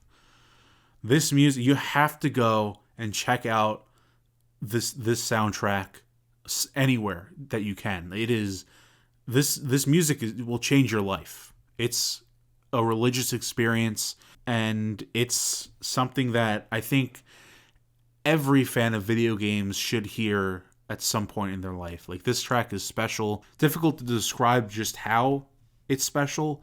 It's something you just have to listen to, either by playing the game or listening to the soundtrack wherever you can. But please do yourself a favor. This is probably the best soundtrack on this list, and one of the best soundtracks of all time in video games history. Nier Automata was the same deal. That game is also lauded and known for its amazing, incredible music. And Replicant has even more great music that you really should check out. But yeah, Nier Replicant's a good time if you're doing only ending A.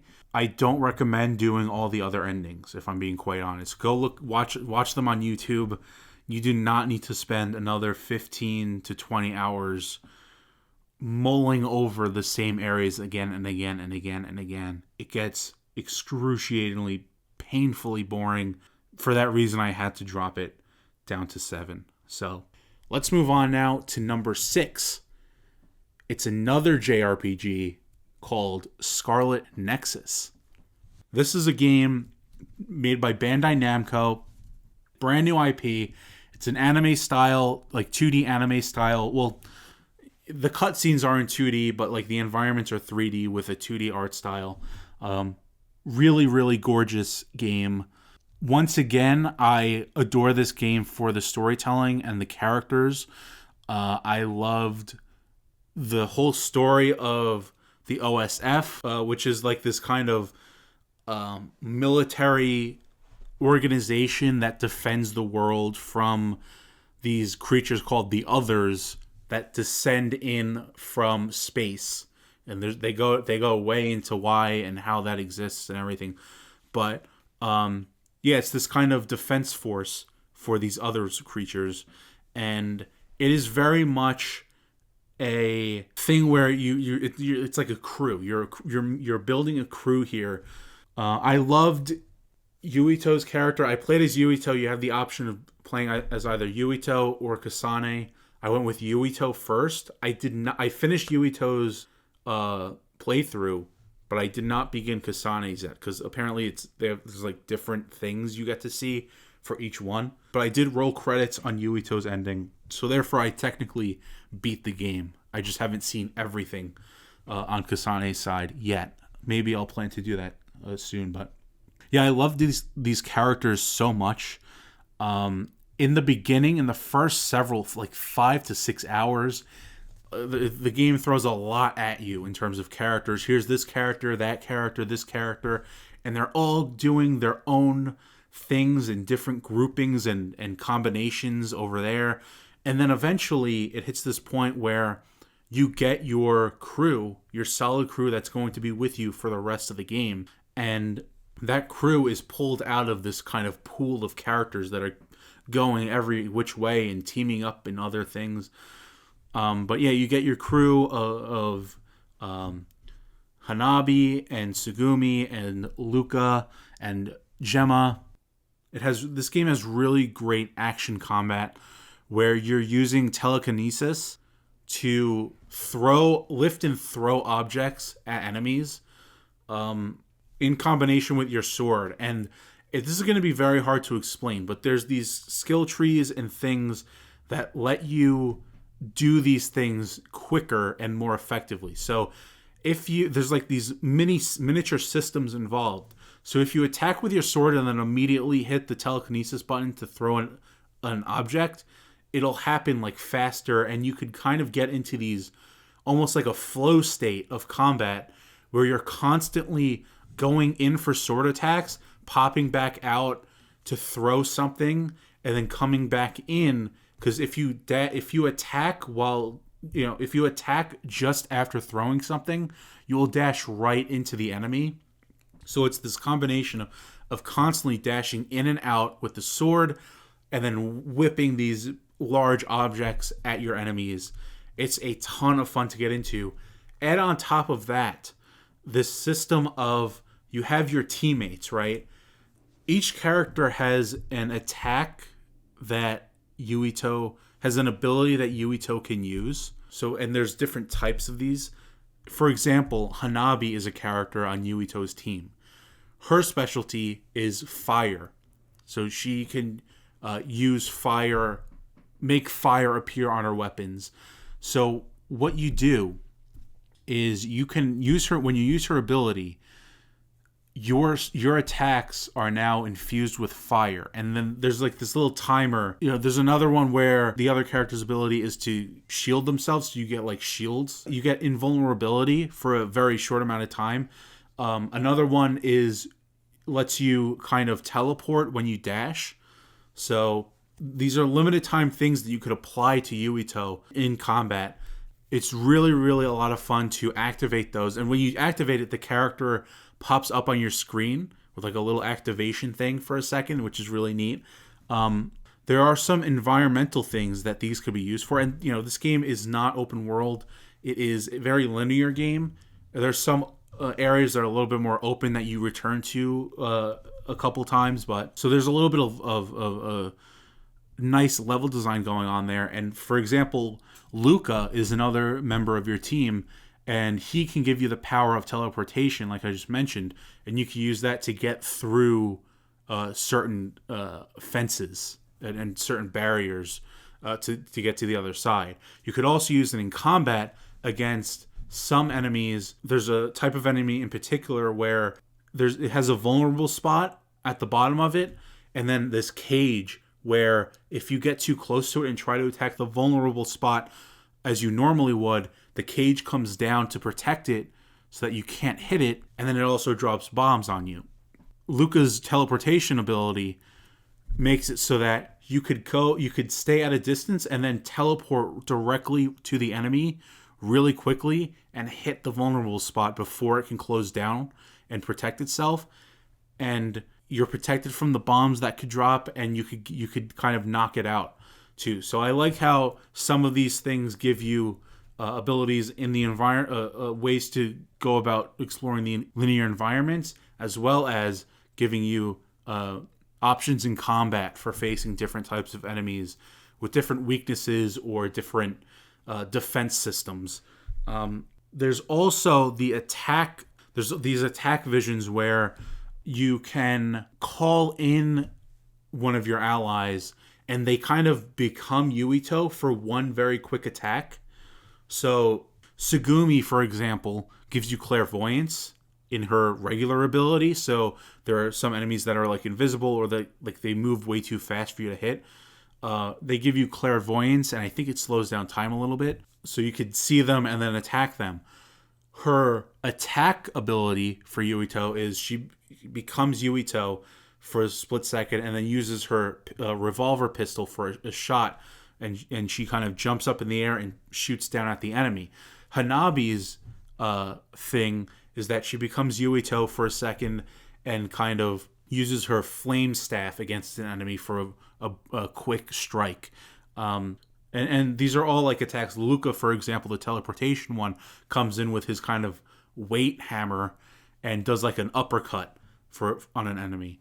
And these abilities kind of recharge over time, and it's really, really cool to combine them, because you can use them one after the other, and you could just combine Yuito's deal of slinging objects and cars and stuff at enemies, going in for quick attacks, and then using the Luca ability to fling the enemies in the air, and then you can use the Hanabi ability while still in midair to do the flame staff attack, and then as Sugumi, while still in the air, do the shoot ability. It was really, really fun to combine those attack abilities from your teammates. Really an absolute blast. This combat, I also love. So you got like those 4 teammates, and then later on in the story, you meet up with like another team, Kasane's team actually, and then you and Kasane's team join forces, and you get instantly all access to all those other characters' abilities. One of them has like electric, so it can give you fuse your weapon with electric for a short time, just like Hanabi's with fire. And that has an environmental thing where you could turn on different switches later on in the game with those attacks. But yeah, like the whole narrative of, Yuito's crew and then Kasane's crew, and you're both part of the OSF, but motivations for different crews have changed because there's some shady business going on with the higher powers of the OSF, and Yuito's team and Kasane's team don't really trust each other, and they're kind of going against each other a little bit, and then they eventually join forces later on down the road, and you get access to all those 5 other characters, I think, which was kind of a lot at once, because I was already so used to knowing each of my 4 characters and their abilities and attack abilities. 10 other abilities just slammed on top of you all at once was a little bit disorienting, and it took a little bit of time to kind of learn them, learn how they all operate there. There's a huge emphasis on bonding with your allies here. This is a JRPG after all, so bonding is a huge part of this experience as well. What happens is between each chapter, there's like 14 or 15 very long chapters, but between each one you have this hideout that you and your crew can go to, and you could either skip right ahead to the next chapter and get right back into the action, or you could spend some time and talk with your allies who are hanging around in this hangout, this hideout area, doing different things. There's a tennis court thing, there's a kitchen, there's a lounge room, and they each have like their own corners of things that you could give them, and they'll decorate their area.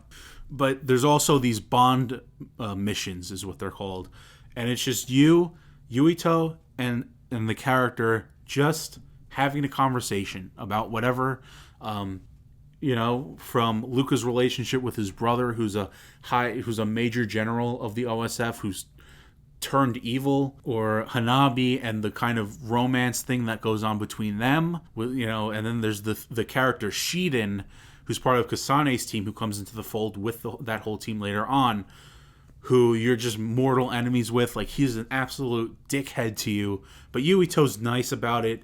He kind of tolerates it a little bit. He doesn't let himself get pushed around. He pushes back to Shiden, but he's not going to be a dick back to him. But Shiden and Yuito's relationship, how they kind of get over their beef, but never 100% with Shiden. Like, there's steps being taken with him because he's such a brutal asshole to everybody, but especially Yuito. He has it out for Yuito, and to see them kind of mend a little bit was very rewarding through these Bond episodes, in these kind of intermission sections in the hideout, was really cool. So I loved the relationship between Yuito and these characters, building those relationships with those Bond episodes, which also, in doing so, rewards you with perk upgrades, I guess you could say, to all of those attack abilities and attack abilities that I just mentioned. Using the flame attack from Hanabi, or using the teleportation from Luca, those can get all enhanced by doing the Bond episodes, and I don't think I ever got tired of them. This is a very, very long game. It's like 60 or something hours. I think it's like something around 60 hours. I'm not sure my clear time on it, but something like around 50 hours I think it took me to 60 hours. So it's a lengthy game, and I never got tired of doing the Bond episodes and learning more about these different characters and their backgrounds and the main cast of characters, which there are a lot of them. It's not just Yuito and Kasane's team. There are other kind of outsider characters, members of the OSF, that are doing other things on their own or with other groups around. I did like the variety in biomes. There's like this snow biome that you go to eventually. I liked the world. I do like the city street area with, in the earlier parts of the game, there's this network. I forgot exactly what it's called. I think it's called Arahabaki is what it's called. It's this computer network that generates like AR messages and advertisements and things in the air, or like in this city, and you see it in the city streets, and it's gorgeous seeing all these like AR elements just floating around and existing and popping up and being there. And that computer system Arahabaki shuts down like midway through the game, and all those things disappear. But I did really like the environments. like the city streets, and there are some environments that you have to go back to during the story. There's a hospital that you have to go back to, and I mentioned with Neo Replicant hating going back to some of those areas, but here you don't have to do it nearly as much, and there's better reasons for going back. I think, like in Neo Replicant, it was like go find out if this kid sent you a piece of mail, or it was very like little menial tasks. At least in the earlier parts of Neo Replicant, it was just these menial, check your mailbox and go deliver this message to this kid in the junk heap. It was stuff like that. But here, everything is of consequence. Like I said, the story has major stakes. I really didn't mind revisiting older areas that I've already been as part of the story. I'm not sure if you're able to freely go between different areas during these chapters. I never really tried to fast travel anywhere in this game at all, because I was just so encapsulated with the main mission and the narrative that was going on. I just wanted to go and keep going with that. I never tried to venture elsewhere. There are side missions, or if you could even call them that. They're basically like side challenges. I did like one or two of them, never touched them again. It was difficult to even find NPCs that were giving out these side challenges. So this game, to me, didn't really have any side quests at all. It's a really, really great time, Scarlet Nexus, in the gameplay department, let alone being a great narrative with great characters. So yeah, that's Scarlet Nexus. Now it's time to move on to my number 5, which is going to be Marvel's Guardians of the Galaxy. This was a really, really awesome game. It is just a nice third-person action-adventure game with great music, not a live service game at all, with linear level design, really good level design actually, but a linear game. It's got very good combat. The music, it's Guardians of the Galaxy, so it's gonna have those like 80s classics in it, but I didn't feel like they were utilized quite to the highest potential. You're going to all these different planets, and then in between some of those missions, you get to be on the Milano, and that's where you could play, you have access to playing all those songs. But during the levels, there aren't really any memorable moments with any of this music.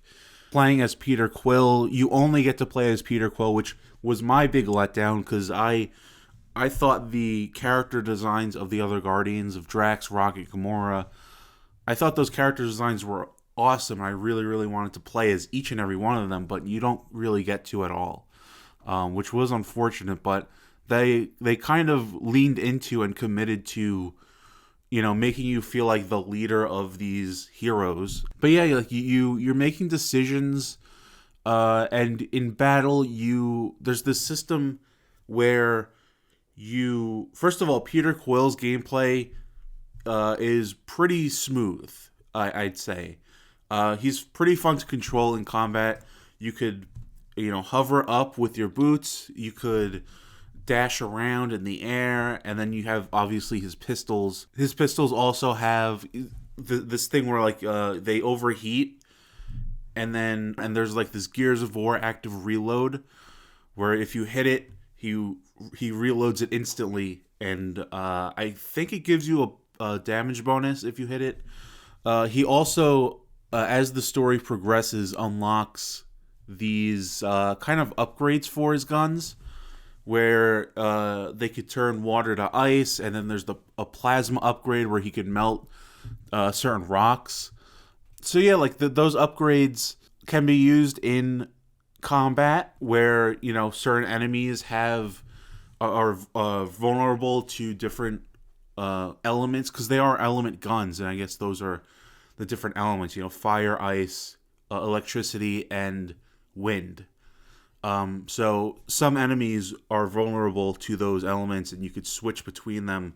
They're not that fun to use. It's kind of the shooting the element guns with those elements attached to them. It feels kind of stiff, but there's environmental things in the linear exploration level design, where you could also use the element guns, like I said, to, break down barriers and, freeze water so you could stand on the ice block. So, a kind of two-way street there with the element guns and those upgrades, story-related upgrades. I thought it was so cool how, I never thought of Peter Quill's guns as cool or interesting in any way, but in this game, the way these upgrades happen, like these guns have this kind of organic, lifelike quality to them, where they kind of sense danger in Peter Quill and his team, and kind of magically give him these upgrades in the moment so that he could save his team. Because there are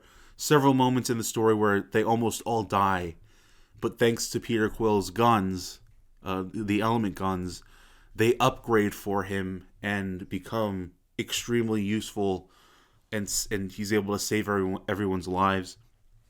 But also in the combat, being the leader of the Guardians of the Galaxy and all, you get to order your teammates to do special attacks, which is really, really interesting. It's kind of similar to Scarlet Nexus, but different, where your characters, like Rocket, for example, you could order him to throw a bomb. And you can unlock, as you progress, you unlock more attacks for each of the characters. They each have 4 of them. I think including a special ultimate attack. You could ask Gamora to do a special attack. You could ask Drax to charge in a straight line and knock up enemies in the air. Groot can grapple onto enemies and kind of hold them in place for your team to attack. You could do combos too with these attacks, so you could have Groot hold a group of enemies in place while you order Drax to do a giant ground slam attack that damages a whole area. So you could get a little bit creative with how you use these abilities. This is I'd say this is a pretty not that long of a game, but I felt like the combat was growing a bit stale in the last 2 levels or so. I think the highlight of this game for me was the narrative. This game won Best Narrative at the Game Awards, and at the time, I hadn't played it yet, back in December. So seeing it win Best Narrative got me really, really excited and got my hopes up for this game's storytelling, and I think it really, really delivered. It's an incredible story. It starts out with the relationship between Peter and his mom, where throughout the course of the game you have these, I guess, flashbacks, or maybe not flashbacks, but these sequences where you are back in Peter Quill's childhood, back on Earth, when he's a younger kid, he's living with his mom, and you get to see the relationship. I thought that was really nice, and they play with that a little bit with about midway through the game with this thing called the Promise, which is I'm forgetting the bad guy's name, but he's this golden guy, and it's this kind of religious cult where they have this promise thing that will show you the life that you want, I guess, or bring back people you lost in your life. It's this illusion, this kind of fake illusion where people you lost in your life come back to life, and you could live with them, but it's not real. And that's the whole thing that the Guardians are fighting against. And Peter Quill's promise involves his mother coming back to life, and there's the sequence, I guess the final part of those flashback sequences are him trying to break out of his promise with his mom being alive. It shows him back on Earth as a full-grown adult, and having to kill his fake mother, which was kind of bleak, in order to break out of the promise and come back to reality. So it was interesting because it presented that sequence as if it was almost real. Then you have the Guardians also in Peter Quill's house talking to his mother as if they're his best friends from school, which was really, really interesting. But yeah, like it was like this kind of loop where if you decide not to kill your mother, or if you decide not to kill Peter's mother, the loop of that promise sequence would just start over again, and then you'll get to that point where you have the choice. And I guess it would just keep going like that. I found out pretty early that this is just going to keep looping on forever, so I have to just kill Peter's mom, or like right now, in like the first or second loop. So unfortunately, I caught on to that pretty quickly. But yeah, like this narrative is pretty special, I'd say. You know, and another huge highlight was the Drax situation, because this game, every single one of the Guardians goes through some kind of trauma. Like, they have to face their past traumas in this game in order to move forward. And in Peter's case, he has to kind of become more responsible for the team, and I guess become, you know, act like more of a grown-up for the team. But Drax's situation, where he had to face his you know, the death of his family, was extremely interesting to me, because it involved the Guardians of the Galaxy as well as Adam Warlock, which was awesome to see just Adam Warlock be on the Guardians, or not an official part, but like just be walking around in the levels alongside the Guardians, with Peter still like leading them with this all-powerful godlike character, just kind of there, was pretty awesome. But they all have to kind of travel into Drax's mind, which reminded me of another game on this list we'll get to talk about soon.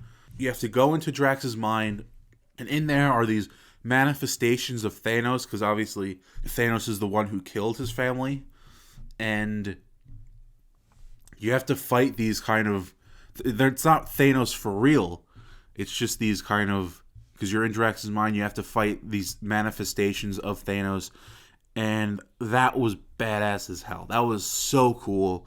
And then you have to move on and kind of, you know, watch him say goodbye to his family again in his mind. It was an incredible sequence.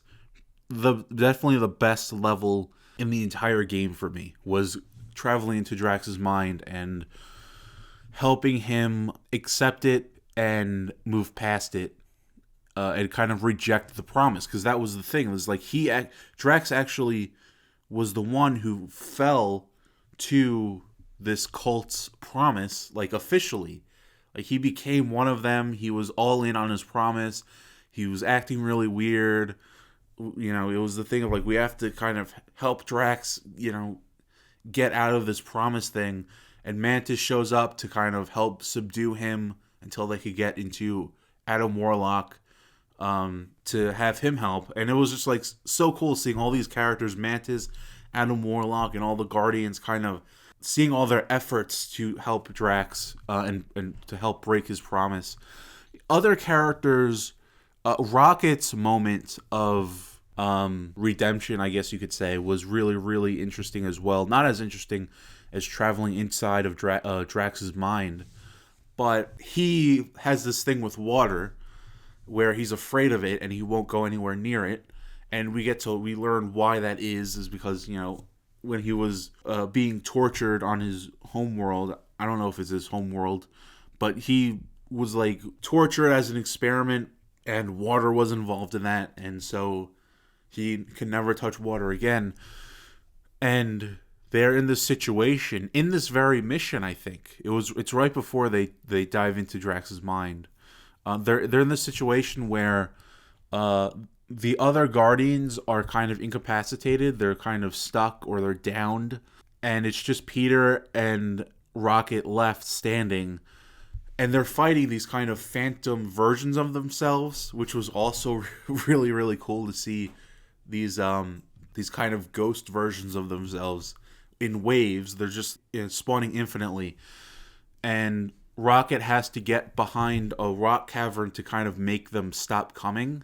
But it's blocked off by like this kind of waterfall. Peter can't fit through there. Rocket's the only one who's gonna be able to fit through there and stop these phantom guardians from attacking and essentially saving the whole crew, because Peter was still trying to fend them all off. Gamora, Groot, and Drax were all incapacitated, and Rocket has to kind of, move through the water, and he kind of takes one for the team there in a major way. And it was really awesome seeing him face that and, becoming more open to doing things like that, sacrificing himself for the Guardians, because he was very, I guess, kind of, in a way, selfish, because there's the moment early in the game where Drax throws him across the bridge, and later on, he becomes more willing to do that for the team. Because when he did it the first time, he was livid, he was furious. But later on in the game, he becomes more open to doing that for the team. These characters were some of the best characters all year. Their banter was incredible. Eidos Montreal did an impeccable job of making them feel right. Early on, like the first 10, 20, 30 minutes of this game, I got the thing where it was like, it was that thing where these don't look like the MCU versions of the Guardians of the Galaxy, but very, very quickly I came to it just started to feel right, like an hour or two in. It was the thing of like, that doesn't sound like Rocket, that doesn't sound like Gamora, that doesn't sound like Peter, the MCU versions, but then I got extremely used to it, and now I think this might be the best iteration of the Guardians that I've seen, even better than the movies, which, those are great movies, especially the second one. But these voice performances were out of this world. And when you're on the Milano between, missions or whatever, getting to talk to the Guardians and find out why they're pissed off at you, or find out what they're thinking, or, find out why they're quarreling with one another. Like, just finding out about these characters, during those Milano sequences where you could just chill out. It's one of those things where it's almost like in Scarlet Nexus with the hideout. You could just immediately move on to the next mission. You don't need to go walk around and talk to everyone. You just say, you know what? Let's just keep going. Keep trucking through. But I think it pays off extremely well to just relax on the Milano and get to talk to everybody. And it doesn't grant you any bonuses like it does in Scarlet Nexus with those Bond episodes that I mentioned. But it's just really, really a great way to strengthen the experience of being the leader of the Guardians of the Galaxy. Going back to the combat for a second, there's this feature, it almost acts like an ultimate ability for the squad, but it's not, kind of, where if your team is struggling and you have multiple heroes downed, you could activate this, I forget what it's called, but this special ability where Peter kind of huddles everybody up, like the action stops, we get pulled into this pink void, it looks like, and Peter huddles everybody up. You see all the Guardians, he kneels down like a quarterback, and the four other Guardians kind of come up to him, and they're all like, bent over and sweating and tired, and you give like a pep talk to them, and you have to kind of choose the last dialogue portion of that pep talk, and it determines if you pick the right choice to rally them successfully, they get like a bonus in combat when you snap back to the combat. And if you don't, only Peter gets the bonus. I don't know exactly what this bonus, I think it's just a damage bonus. I could be wrong about that. But the thing is, it was really funny. And that's, by the way, that was the feature where after you break the huddle and you get back to the combat, one of those classic pieces of music starts playing. So that was like the best use of the game's amazing 80s soundtrack was after those kind of huddle up ability. One time though, the music glitched out and it didn't play anything at all, which was weird. But yeah, it's funny because that ability, you can use it really any time. It's best used when your team is on the brink of destruction and you're about to get like destroyed, and you have there's a couple enemies down and you're getting your ass kicked. That's when you're really supposed to use that ability to it automatically kind of revives all your teammates.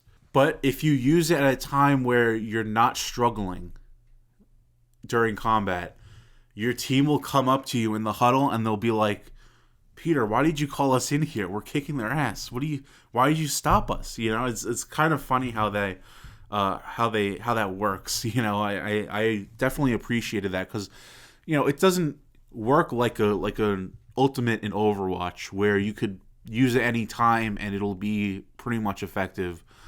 You could use it at the wrong time when you're actually doing really well, and you're kind of wasting it. It does recharge on its own over time, but you're kind of wasting it, and they're like, Peter, why did you stop us? We're kicking ass over here. But yeah, the level design too is really, really cool. It's nothing special. It's just, you could ask Drax to move large, stones so that you could jump up on them. I really enjoyed using Peter's rocket boots to double jump and to jump across gaps, and it just felt really nice, And I love the sound design of his boots too. When you're just walking, like the kind of metal clanking, it sounds amazing, and it's really fun to jump across gaps and jump on higher ledges. You could ask Gamora to in select spots, you could ask her to jump up and stick herself with her sword onto a wall so that you could double jump up to her and she'll boost you up over the ledge.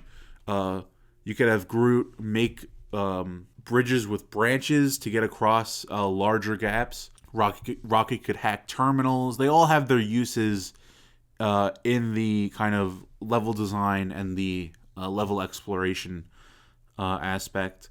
And what I liked about that is earlier in the game, you have to tell them to do these things, right? You have to tell them, Groot, make the bridge, or Rocket, can you hack that terminal for us to open the door? Late in the game, and I don't know if this is dependent on the choices that you make or not, but when you get deeper into the game, when you get to these areas where you have to make bridges or hack terminals, these characters begin to do that on their own without Peter having to ask, without you having to do the prompt, and without Peter having to ask, which is a really, really awesome wrinkle to show this team is kind of growing together. They're bonding, and they're becoming more of a team. They're doing things that Peter would usually ask them to do, but without him having to ask now, which was really, really neat.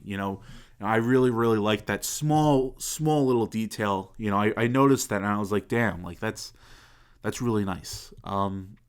Marvel's Guardians of the Galaxy is a really good time. It's a great time. Amazing characters, great voice performances, really nice level design, solid music. I just wish they used the music in a more interesting way throughout, not just in the huddle up sequences. I really enjoyed also discovering that Peter had a kid, and this kid named Nikki, who's part of the Nova Corps, is like a kid.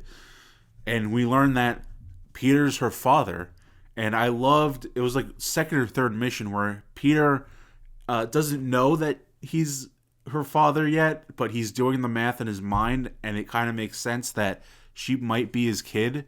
And I loved the two of them just going through the ship, like a Nova base, and kind of bonding together as if they were father and daughter, without really officially knowing it yet.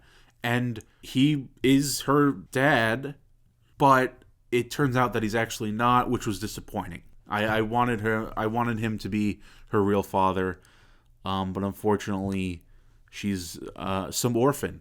So that was disappointing, but it fits for the narrative. But I really liked Nikki's and Peter's relationship, and I'm really, really glad that she gets to join the Guardians at the end of the game as an official member. She is the sixth member of the Guardians, and they're talking about which room she's gonna get, how they're gonna move her into the Milano. Like, that was really cool, because Guardians 1 and 2, the movies, they don't bring anybody else into the fold officially.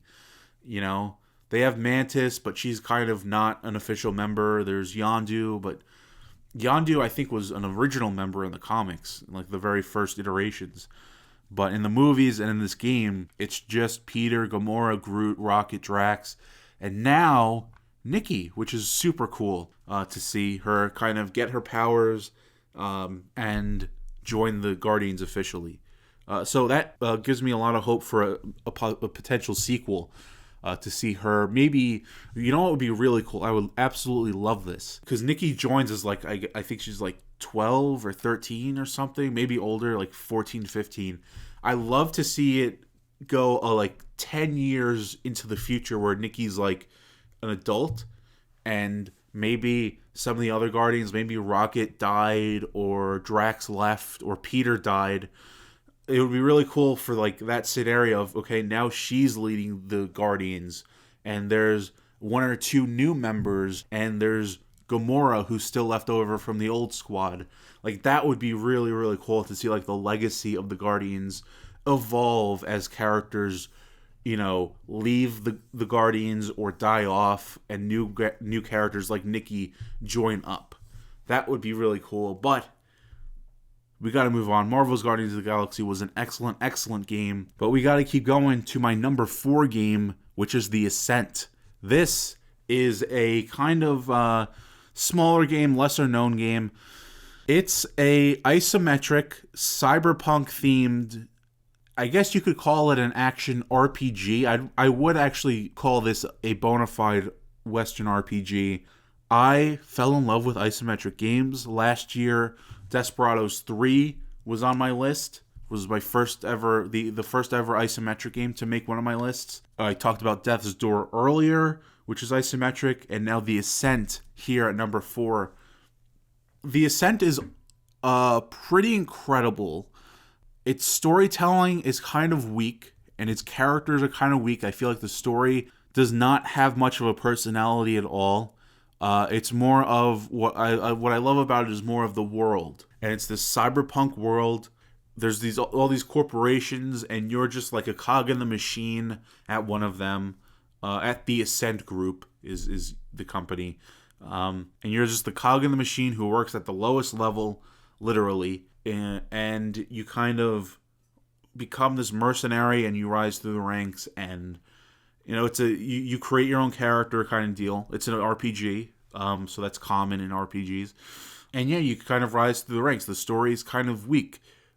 But I loved this game for the visuals and for the environments and for the combat. The gunplay, it's like a kind of a twin stick deal going on. You could take cover, you could throw grenades, you have all these types of cybernetic abilities as well.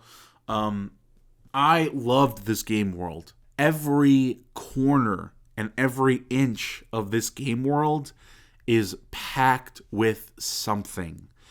Either NPCs having a conversation or some kind of restaurant or bar. Every corner of this game world is interesting to me. The level of detail, the vehicles and cars flying around, all of the lights, the rain, everything about it is just gorgeous.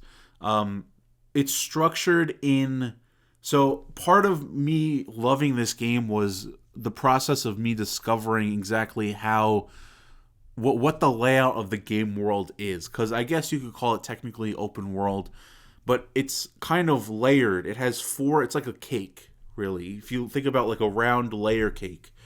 There are 4 layers. In each layer are different districts and towns and cities and stuff. I guess the entire world is a city, but you have the lowest level is called the Deep Stink, which is like the trash and the reactor. Or it's like kind of the maintenance level, I guess you could call it.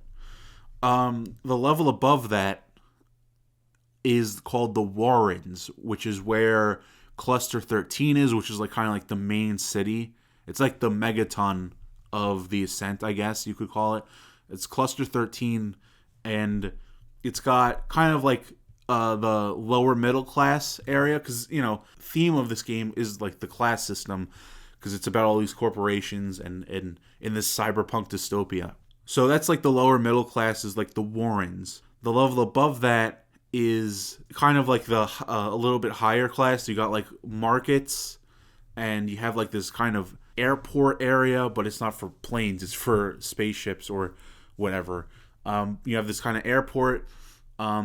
This is also where the casino is, with like the gold and the kind of, it's really really cool to like get to the casino on these like kind of hover platforms into the middle of the level.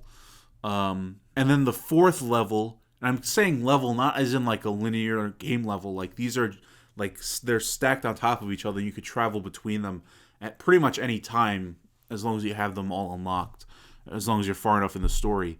And the fourth and final level is like where the elite live. It's like it's got like all these clean white walls and with red accents and stripes and everything. It's where like the leaders or the CEOs live. There's not really much else up there other than like a couple of offices and stuff. But the real meat of the game world is in the middle two, is in the Warrens and the once again I'm blanking on the name of that third level, but I just loved how everything is structured, and you travel between these levels on these giant elevators with all these other NPCs.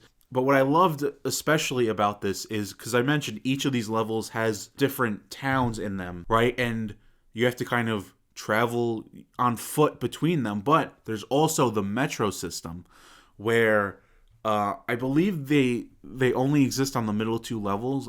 There's no metro in the Deep Stink, but there's this kind of network of metro trains and metro stations that act as fast travel points.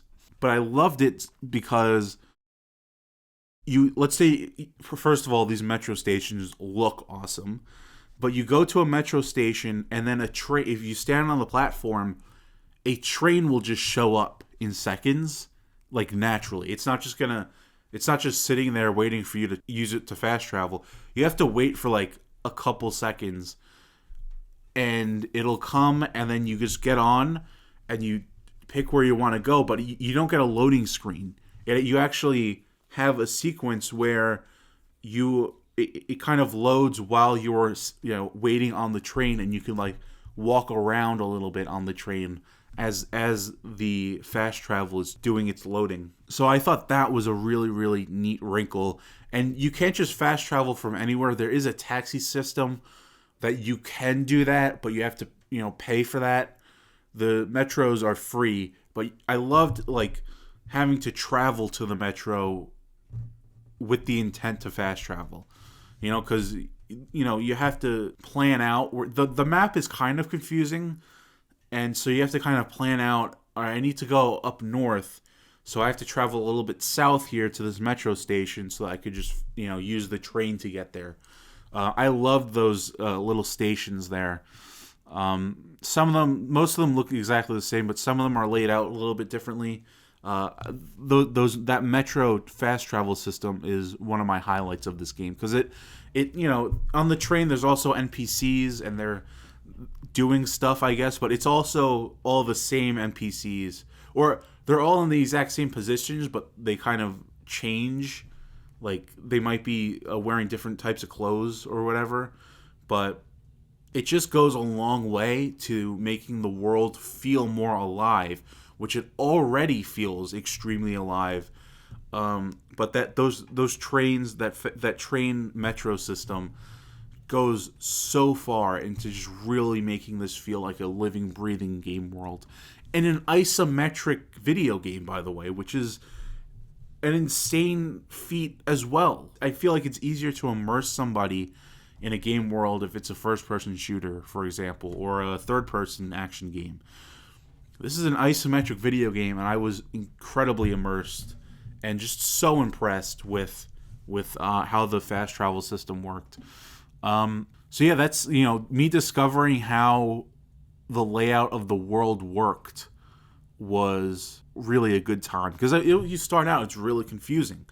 You're in the Deep Stink is where you start out, and you have to use this elevator, and like how do you get from here to there, and like how is this world structured? And then you learn it's like that layer system where each layer has that elevator to in between them, and then each layer themselves has the metro system network laid out so you could kind of travel among that way. The combat here is really a ton of fun. It's very smooth. Shoot the weapons, reload, dodge around, use some of your abilities. You have like this super punch ability, an ability where you can summon these techno spiders that will explode. They'll like kind of chase down your enemies and explode. I really really loved the combat here. It's twin stick, so you have this laser coming out of your gun, which you use to aim, and using that laser was a ton of fun. The weapons there's not a ton of variety in the weapons, but all you need is what's there. You don't need, it doesn't have to be like Halo where you have this suite of amazing weapons that all do these different things. You don't really need that in a game like this. There's SMGs, I believe grenade launchers, pistols, assault rifles, shotguns, basic stuff. When you get a duplicate weapon, there's not like a gear system, so like you don't have numbers attributed to these things. Well, not in the traditional gear sense. If you get a duplicate weapon, all you could do, you could just sell it, because when you upgrade your weapon, you upgrade. If you take like the assault rifle, one of the assault rifles from level 1 to level 2, it doesn't matter. All assault rifles of that type will be level 2 for you from now on. So it doesn't matter if you have this, duplicate. It's all leveled out, so you don't have to worry about that. If you get a duplicate, you could just sell it and get more money. There are side quests in this game, and some of them are interesting. Most of them kind of aren't, but that's totally cool with me. The side quests aren't anything to write home about, but I loved opening up the map and seeing, all right, what's the next thing that I could go do? Is it a side quest or is it a main quest? And let me go there. What's the nearest thing? And there's this thing, like this ping system, where you hit the button and this red line will shoot out and tell you which direction you have to go, because it's an isometric game, so it's kind of navigating around is a little confusing. This game world is complex. There's a lot of stairs and levels and bridges and stuff. Amazing world design. I fell in love with this game so hard, but it just had a weak story. I think if it had a much better story and a lot and better characters, I think this is a Game of the Year contender for me, for sure. But that area kind of fell flat. It also has really good music as well. It kind of reminded me of, it has like this children choir popping in. Kind of reminded me a little bit of a Halo music, but a bit darker, if that makes sense. Really, really solid music. The Ascent is a visual treat. And if you like isometric games, and if you like RPGs, and if you like twin stick shooters, and if you like cyberpunk shit, like I do, I think The Ascent is pretty much a must play. If you like any combination of those things. I love, lately I've been really loving cyberpunk themed games. Last year, Cyberpunk 2077 made my list at number 3. Also, Cloudpunk was another one last year, and now this, The Ascent. So I am very happy with The Ascent. It almost reminds me of like Fallout in a way, and like an isometric Fallout, which I know the original Fallouts were isometric. It kind of reminds me of it feels like an isometric, like an old school isometric RPG at times in some of those interiors. With that, we got to move on to the top 3 now. And my number 3 is... My name is Raz, and today is my first official day on the job. Psychonauts 2. That is right, the Double Fine game. This was my first Double Fine game, and I made that public, but I forgot about a game that I played in 2014 called Massive Chalice. It's a game that uh, never really stood out to me. I didn't finish it. I didn't get that far in it. It kind of got lost to the sands of time. You know, at the time I didn't really know the prestige of Double Fine Productions. Um, and so I didn't like Massive Chalice and I moved on from it. And by the time I played Psychonauts 2, I thought Psychonauts 2 was going to be my first Double Fine game. But then I remembered, wait a minute, there was that game in 2014, Massive Chalice. I'm wrong here. So yeah, this is the sequel to 2005 game that I did not play. I went into this cold. I, just said screw it. I'm just gonna start playing Psychonauts 2. And I gotta tell you, for somebody who did not play the first game, I fell in love with this game. I fell in love with this game, but not immediately though. This is obviously the best 3D platformer of the year for me, at least. This is probably my favorite 3D platformer ever. If I'm being quite honest here, this is a banger of a game, and I'm going to get into why I think that, and why many other people also think it. Yeah, I did not fall in love with this game immediately. I remember it took like a couple hours for me to really catch on to it. It does the thing in the beginning where if you haven't, or it does like the kind of catch up thing of the first game where it kind of, because this game takes place immediately after the first game, and it does the kind of last time in Psychonauts kind of deal where, you're getting like the wrap up of the last game, and I was kind of confused, obviously, as one would be, because I didn't play the original or the Rhombus of Ruin VR thing.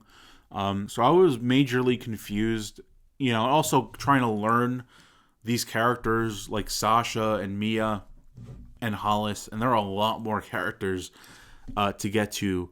A ton. This thing's packed with characters, which I think is also could be one of its strengths.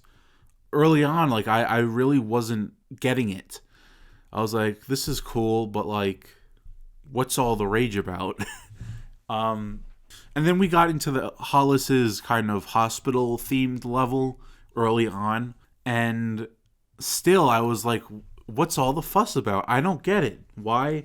I wasn't getting it, right? I wasn't falling in love with Psychonauts 2 until around the time where you have to, kind of rebuild Ford Cruller's mind, who's the founder of the Psychonauts. Around that time, I kind of caught on to, oh, this is great. You're in the bowling level, you're in the haircut level, and I'm like, okay, I think I'm getting this now. And by the time I got to Helmut Fullbear's level, which is the one with all like the psychedelic bright colors and everything, with the 2D style characters, that's the point where I started to really, really appreciate the level design in this game. Because this game has the best level design that I've ever seen in a platformer, I think. This level design is truly something special. That kind of psychedelic level, which is a long level, kind of made me realize that. And this game blew me away with level design and the design of the mother lobe as well. This game is really meaty. This game has a lot of different levels and a lot of variety in its levels, and more impressively, a lot of variety in art designs between its levels. There are a ton of characters and a ton of levels and a ton of collectibles, which I'm very excited to get back into this game to go and collect sometime down the road in the future. But yeah, this game has a lot of meat to it. This is not a 5-10 hour experience. This is a 15 to 20 hour, maybe even 25 hour experience for just the narrative.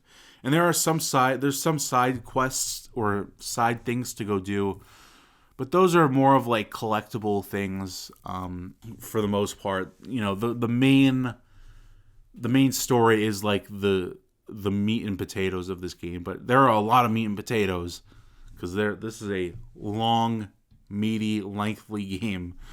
One part of this game that I wasn't fond of was the combat. I felt like it was kind of too basic, but then also it does the thing where you have all of your abilities and it makes you choose how to map them to your triggers and bumper buttons. I just don't like that system of having to pick and choose which abilities to put on which buttons, because a lot of the time I got to an area where I have to, for example, use the kind of word like the grapple hook thing, but I didn't have it equipped currently, so you have to go into the menu and select it and map it to one of your buttons and then come back into the game. That kind of was a little bit of a pain in the butt. So I ended up just mapping the abilities that I thought I would have to use the most, like the ball ability and like the hover ability, which is it's the same ability. It depends on where you deploy it. But yeah, I had to kind of pick the ones that I thought I would use most often, and then when I got to an area, I had to like open up the menu and remap stuff, which I think you could do on the fly. There's like a kind of weapon wheel situation going on where you pop it up and you could do it without, entering a menu. But yeah, it was kind of a letdown with that system of having to map your own abilities, because a lot of those abilities are extremely useful, but you can't have them all available at once, which was a bummer. Pyrokinesis is another one where I rarely ever used it, but in the middle of combat when I was like, I have to use pyrokinesis, I had to switch and map it to one of my buttons so that I could use it. It's kind of was a little clunky like that. But the combat was not the highlight or the strength of this game, in my opinion. The platforming and the level design was, and the storytelling and the characters were the highlights, and also that art direction. How much detail is in this game. It's incredible. Double Fine Productions is a special studio. The amount of variety in this game, the amount of levels in this game, the amount of collectibles in this game, which is not a bad thing. In some games it is. You look at a game like Assassin's Creed Valhalla, that's way over the top. In a linear style 3D platformer, it's, the more collectibles, the merrier. Replaying into these missions, especially a game with such great art design, you want to revisit it over and over and over again. I loved the mail room in the Mother Lobe. I loved just every room in the Mother Lobe was cool. Like I said, the story was the best part of this game. You are Raz, and eventually you have to kind of gather the Psychic Six back together, who are kind of they're the original founders of the Psychonauts, and you're an intern, and I thought it was really, really cool and interesting that as an intern, because Hollis Forsythe was at the time the leader of this, or the head of the Psychonauts, because Truman Zanotto was kind of kidnapped and they brought him back, and he was the true leader, but until he's back on his feet, Hollis was the leader of the Psychonauts currently, and she makes him an intern. And I thought it was really cool that this intern, and there's the intern program with all the other kids, and we'll get to why I feel like the other interns were underutilized at the end. But yeah, like, she makes him an intern, and then he's the one who has Ford Cruller, the founder of the Psychonauts, in his mind, like living in his head, and he has to kind of get Ford Cruller out and put Ford's mind back together, and then find the other of the Psychic Six and kind of fix their problems. And then it was awesome to see, like, this intern, Raz Aquato, building such key relationships with all the members of the Psychic Six in the fashion that he did. And it's like, he is like the most important Psychonaut at that point. Like, this intern that you named Hollis is now the most important Psychonaut, because he's wrangling together all of the original members of the Psychic Six who have been, kind of off doing their own thing, dealing with their trauma and all that. Like, he's the one who's getting them back together to fight Maligula again. What I didn't love about the narrative, I just never understood the deal with Raz's grandma, and how she is like Maligula secretly, and how Ford Cruller, you know, put her in his grandma's mind. I'm still confused to this day over what that all was about his grandmother, which was a pretty significant part of the storytelling, by the way. So that part, I should probably, look up what the hell it is so I could clear that up for myself. But that was a low point of the story, or not a low point, but a part of the story that I just didn't understand. And then there's the stuff with Grulovia, and there's this kind of Disney theme park kind of ride level where you're going through, and it's this propaganda of Grulovia, which I guess is like in the games universe Russia. It looks like, and then there's that whole twist with Nick from the mailroom, being the leader of Grulovia, and then taking over Truman's brain. I did not love the final boss fight with Maligula. I didn't like how the interns just popped up out of nowhere after being underutilized during the rest of the narrative, because they're heavily featured earlier on when Raz is named an intern and they have to go to their class and they kind of haze him and bully him a little bit. But then they're kind of absent for the most part throughout the rest of the game, and then they just come in at the end and become helpful and friendly to Raz in that moment. I thought that was a little weird. I also didn't like the final boss fight, not just for that reason, but I did not like the platform that Maligula was on. This kind of circular platform that was kind of going down a river as the fight was going on. Like, I thought it was a little unintuitive. I feel like the other boss fights were a lot more smartly designed in terms of the boss arena. This Maligula fight was kind of not up to par with the quality of the rest of the game in regards to level design and creativity. There's so much variety of gameplay mechanics as well. One of those abilities has Raz draw a 2D version of himself that can kind of squeeze through cracks and open doors for him. The problem I had with that ability, I forgot what it's called, but it's the one with like the 2D drawn Raz, is that in combat, it's supposed to kind of distract enemies and draw their attention to it while you can like kind of deal damage, but I didn't feel like it was effective enough. Another thing that I really appreciated about this is, since it is a 3D platformer, Raz's animations are really, really well done in the sense that when he jumps, there are different animations for jumping, because this is a platformer. There's going to be a lot of jumping in this game, and there is. And I appreciated the fact that Raz's jump animations and how he kind of hangs in the air differently each time.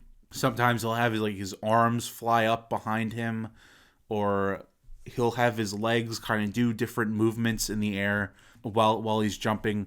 I appreciated the kind of diversity in the animation, so it's a very, very small detail, but I think it goes a long way in keeping this game kind of fresh, keeping the core platforming fresh and preventing it from getting stale at all.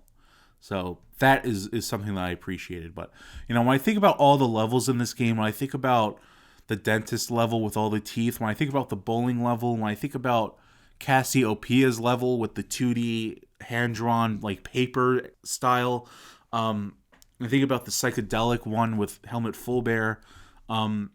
There's so much visual diversity in this game. It's kind of mind-boggling. Like, I can't think of another game that has so much this level of love poured into it. Just sheer care and craft and love poured into it. Like, this game was made by people who love what they do, and that's something that I definitely appreciate. There are a sheer breadth of characters in this game. When I think about Ford Cruller and the Psychic Six, and I will mention Helmut Fulbear's level where you're talking to this spec in his mind and you're meeting like those band members. I thought that those were all brand new characters, and that had me pretty excited. But then I realized that it's quite obvious that they're actually manifestations of the other Psychic 6 members. So that was a little disappointing, but there's still a huge amount of characters in this game. From the Psychic 6 themselves, to the interns, to Raz's family, who lives in the questionable area, which is a weird-ass name for an area in a game. Why is it called the questionable area? Is that from the first game? Is that why? Did I miss that? You have Raz's family, which I wish had more screen time, because, you kind of get there, you set up their tent, you talk to them a little bit, and then you kind of do your own thing. That's it until, like, towards the end, which is, I wish they were more involved. But you have Lily Zanato, you have the interns, which I think I already mentioned. Then you got, like, Hollis Forsyth, you got Sasha, you got Mia, who are, like, the higher-ups of the Psychonauts. You got Nick in the mailroom as well. Like, there's so many characters, and I think they're all pretty much utilized very well. Some more than others. I feel like, you could kind of group these characters like I just did. I feel like certain groups got more attention. The Psychic 6 got the most attention. I feel like the interns could have used a little bit more attention and screen time. Raz's family got a little bit more attention. But I really want to see more from Hollis, Sasha, and Mia throughout the game. And unfortunately, they're just kind of doing their own thing for a while. And they kind of pop up toward the end for a hot minute, but not a hot minute, for like a couple seconds. They just show up in the kind of I forget what it's called, the kind of swampy area where Bob and Cassie live, with that kind of machine that they use later on. But yeah, Psychonauts 2 is a very incredible video game. Like I said, one of the best 3D platformers I think I might have ever played. I'll have to go back and check to see what other 3D platformers I've played in my lifetime. But this is way, way up there. This could be the best of them. Double Fine's a really, really special studio. I really can't wait to see what they do next, whether it's Psychonauts 3, which I doubt is next for them. I think if they do that, I think they take a break from Psychonauts for a while, because they've been working on it for so long at this point. They're probably going to do their own unique ideas, and maybe in a couple years they'll get around to starting production on a Psychonauts 3. That would be really, really cool. But yeah, Psychonauts 2 is phenomenal. From the narrative standpoint, from the level design standpoint, swinging on bars, climbing vines, freezing platforms so you could jump across them. Like, this level design is something else. And this game as a whole is something else. I fell in love with Raz's character.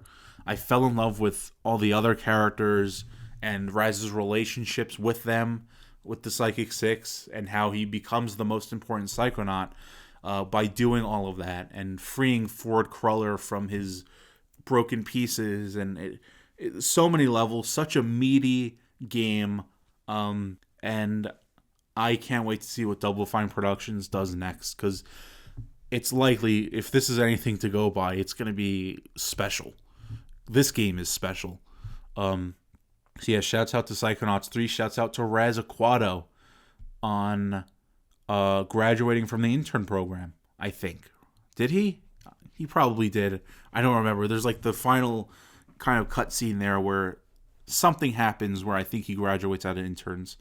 But yeah, we got to move on here to the next game, which is number 2.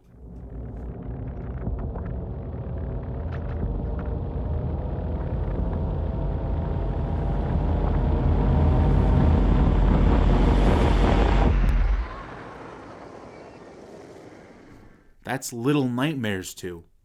I played Little Nightmares 1 back in, I believe, 2017, and it didn't really blow me away. It wasn't anything special, in my opinion. It was okay. It was good. but nothing special. I played both DLCs for it as well, but this game, Little Nightmares 2, blew me away. It blew my mind. I love Mono, which is this character's name with the paper bag. I loved 6. So this is a prequel to the first game. So this is actually showing the story of, because there's a lot of mystery with the first game and who these characters are, who is 6. Here we get a little bit of a better idea of 6's story before the events of the first game. I loved their relationship together. I loved the atmosphere of this game. It is just blue and dark and rainy. I love the kind of structure of it and like how like it's almost like a 3-part deal going on. I don't think there's anything bad about this game. I'm struggling to find any kind of flaw in this game. It's a special game for sure. It blew my mind. I really loved how twisted and distorted everything is in this game world. You know, from couches to mail rooms to televisions, everything is just distorted and bent out of shape. And it's all happening like this because of this tower in the middle of the city. You know, so this game takes place on land. The first game took place on, I believe it was a ship at sea. This game takes place on land, and we're coming here to see the source of why everything in Little Nightmares is so fucked up and so twisted and distorted. There's the signal being broadcasted from the tower in the city that's screwing with everything and distorting everything. And it's creepy as hell because I think the signal... Well, we'll talk about the music. The music's really special. It's very unsettling. I don't know how I would describe it because there's...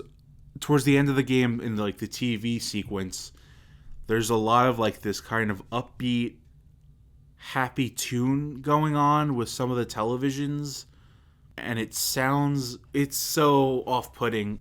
Yeah, I loved the relationship between Mono and 6, and how as you go. So I thought this is not a co-op game. This is a single-player only game. It's not playable in co-op.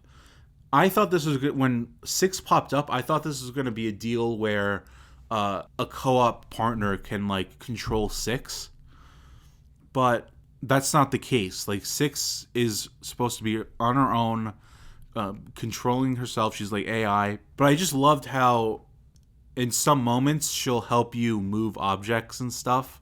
She'll help you open doors. She'll help you carry stuff.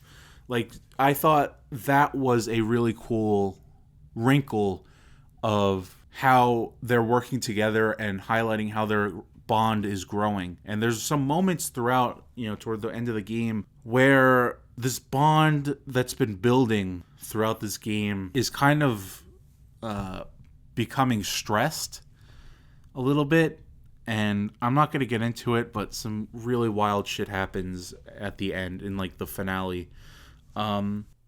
What I especially love about this game is how it flows from sequence to sequence. You start out in this woods area, then you travel across water to the city, where you go into this school with a bunch of porcelain kid creatures, which we'll talk about. Then you move on to this kind of, I believe next is this hospital, which has all like the creepy mannequin figures, and which I'll also talk about that. And then it flows into the city streets, and that's like the TV sequence. I might be missing a sequence, but yeah, each of the bosses, I guess you could call them. There's no like real boss fights. I don't think you could call any of these boss fights, but I'll call them bosses. Like, each of the bosses are really creepy. You have the school teacher at the school with this neck that can extend extremely long and wind and bend and everything. It's really, really unsettling. And then you got at the hospital place, I think he's called the mask maker or something like that, and he like sticks to the ceiling and he only moves around on the ceiling, and that's fucking weird. So you have to like kind of hide underneath beds to get past him. Then you have the kind of final boss, or like the main boss, where he is like this tall, lanky character in like a hat, and then like almost like a Slender Man type character, and he can like bend time. And there's like some really fun, not fun, scary. There's some really scary chase sequences that you have with him.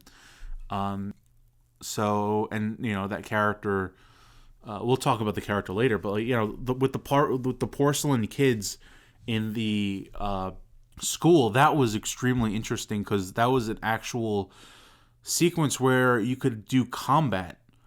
So Mono can pick up like a hammer, for example, or some other type of weapon, and you could swing it at some of these kids, and you're gonna have to kind of fight and kill some of these, because there's a cafeteria sequence where you have this ladle. You have to pick up the ladle and then kind of smack the other porcelain kids as they're coming at you, and you break their heads into pieces and they die. And then you have to kind of put one of their heads on to sneak through an area where all these kids are like going crazy, like they're wild animals, and you have to, you know, if that breaks, then you're screwed, because they're all gonna notice that you're not one of them and they're gonna come after you. So there's some really awesome sequences there in the school, and especially with the school teacher. There's one part where you have to sneak through a classroom that's currently like having a session with the teacher, and the teacher looks back, but before she does, she's writing on the chalkboard, and before she looks back, there's the cue of she kind of smacks the chalk against the chalkboard with like this impactful dot, and that's when you know she's about to look. So you have to, you know, make sure you make it under a desk in time.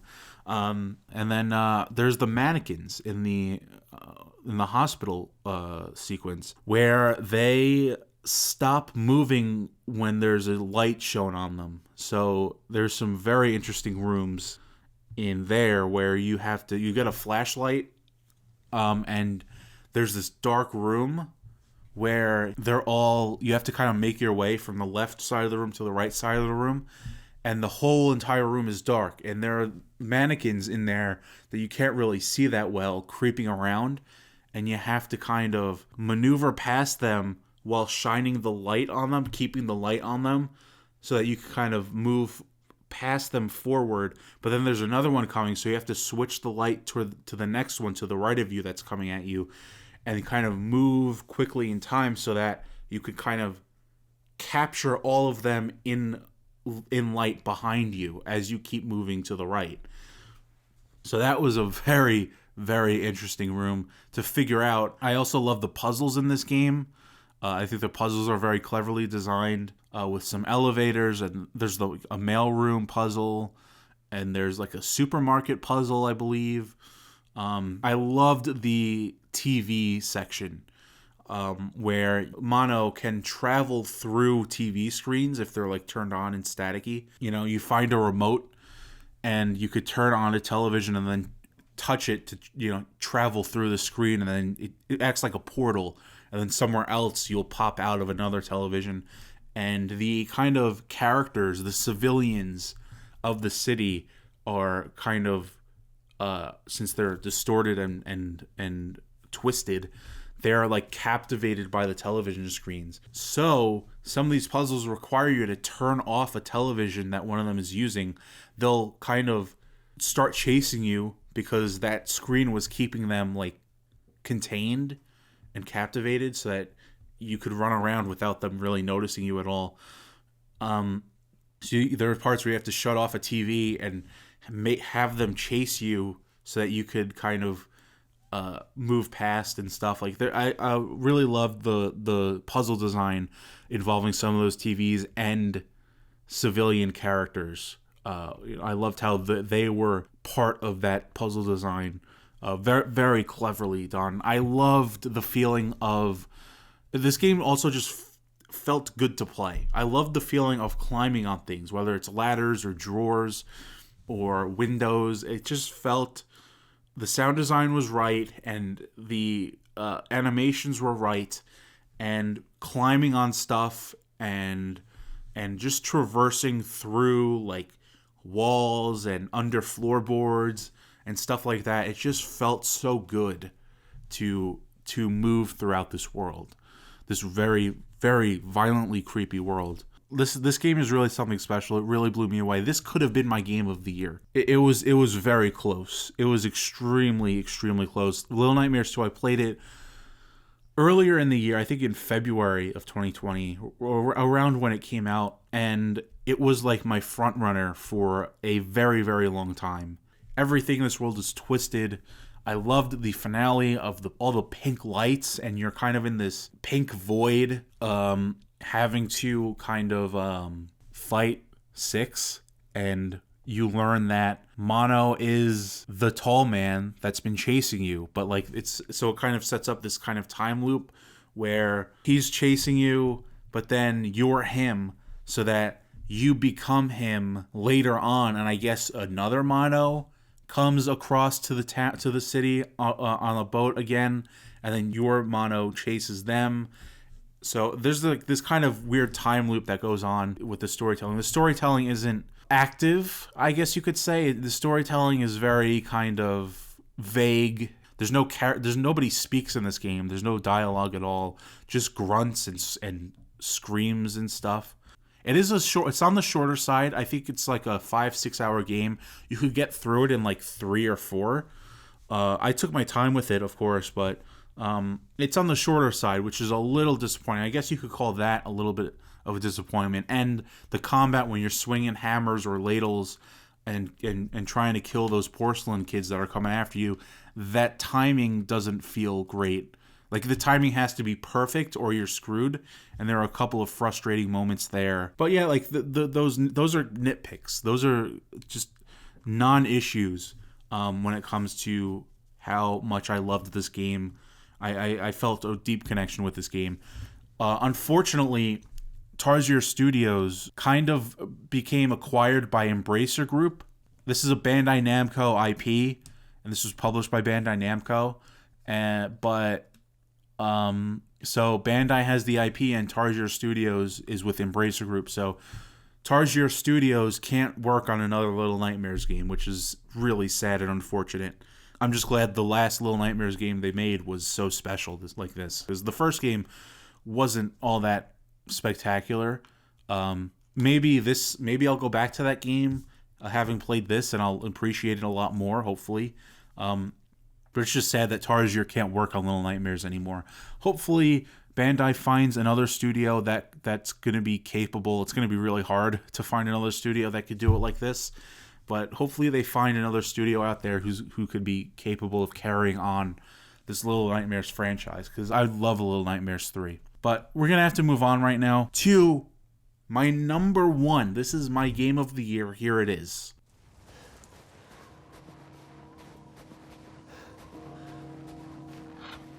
Where the hell am I?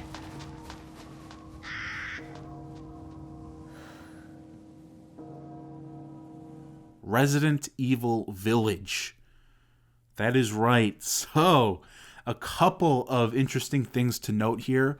This is the first time that a AAA game has earned my Game of the Year since 2018 with Red Dead Redemption 2.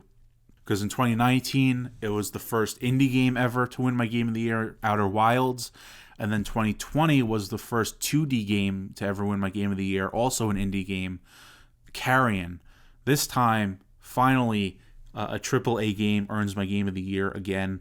This is also a very interesting thing to note because Resident Evil was my number 2 game for the past 2 years in a row.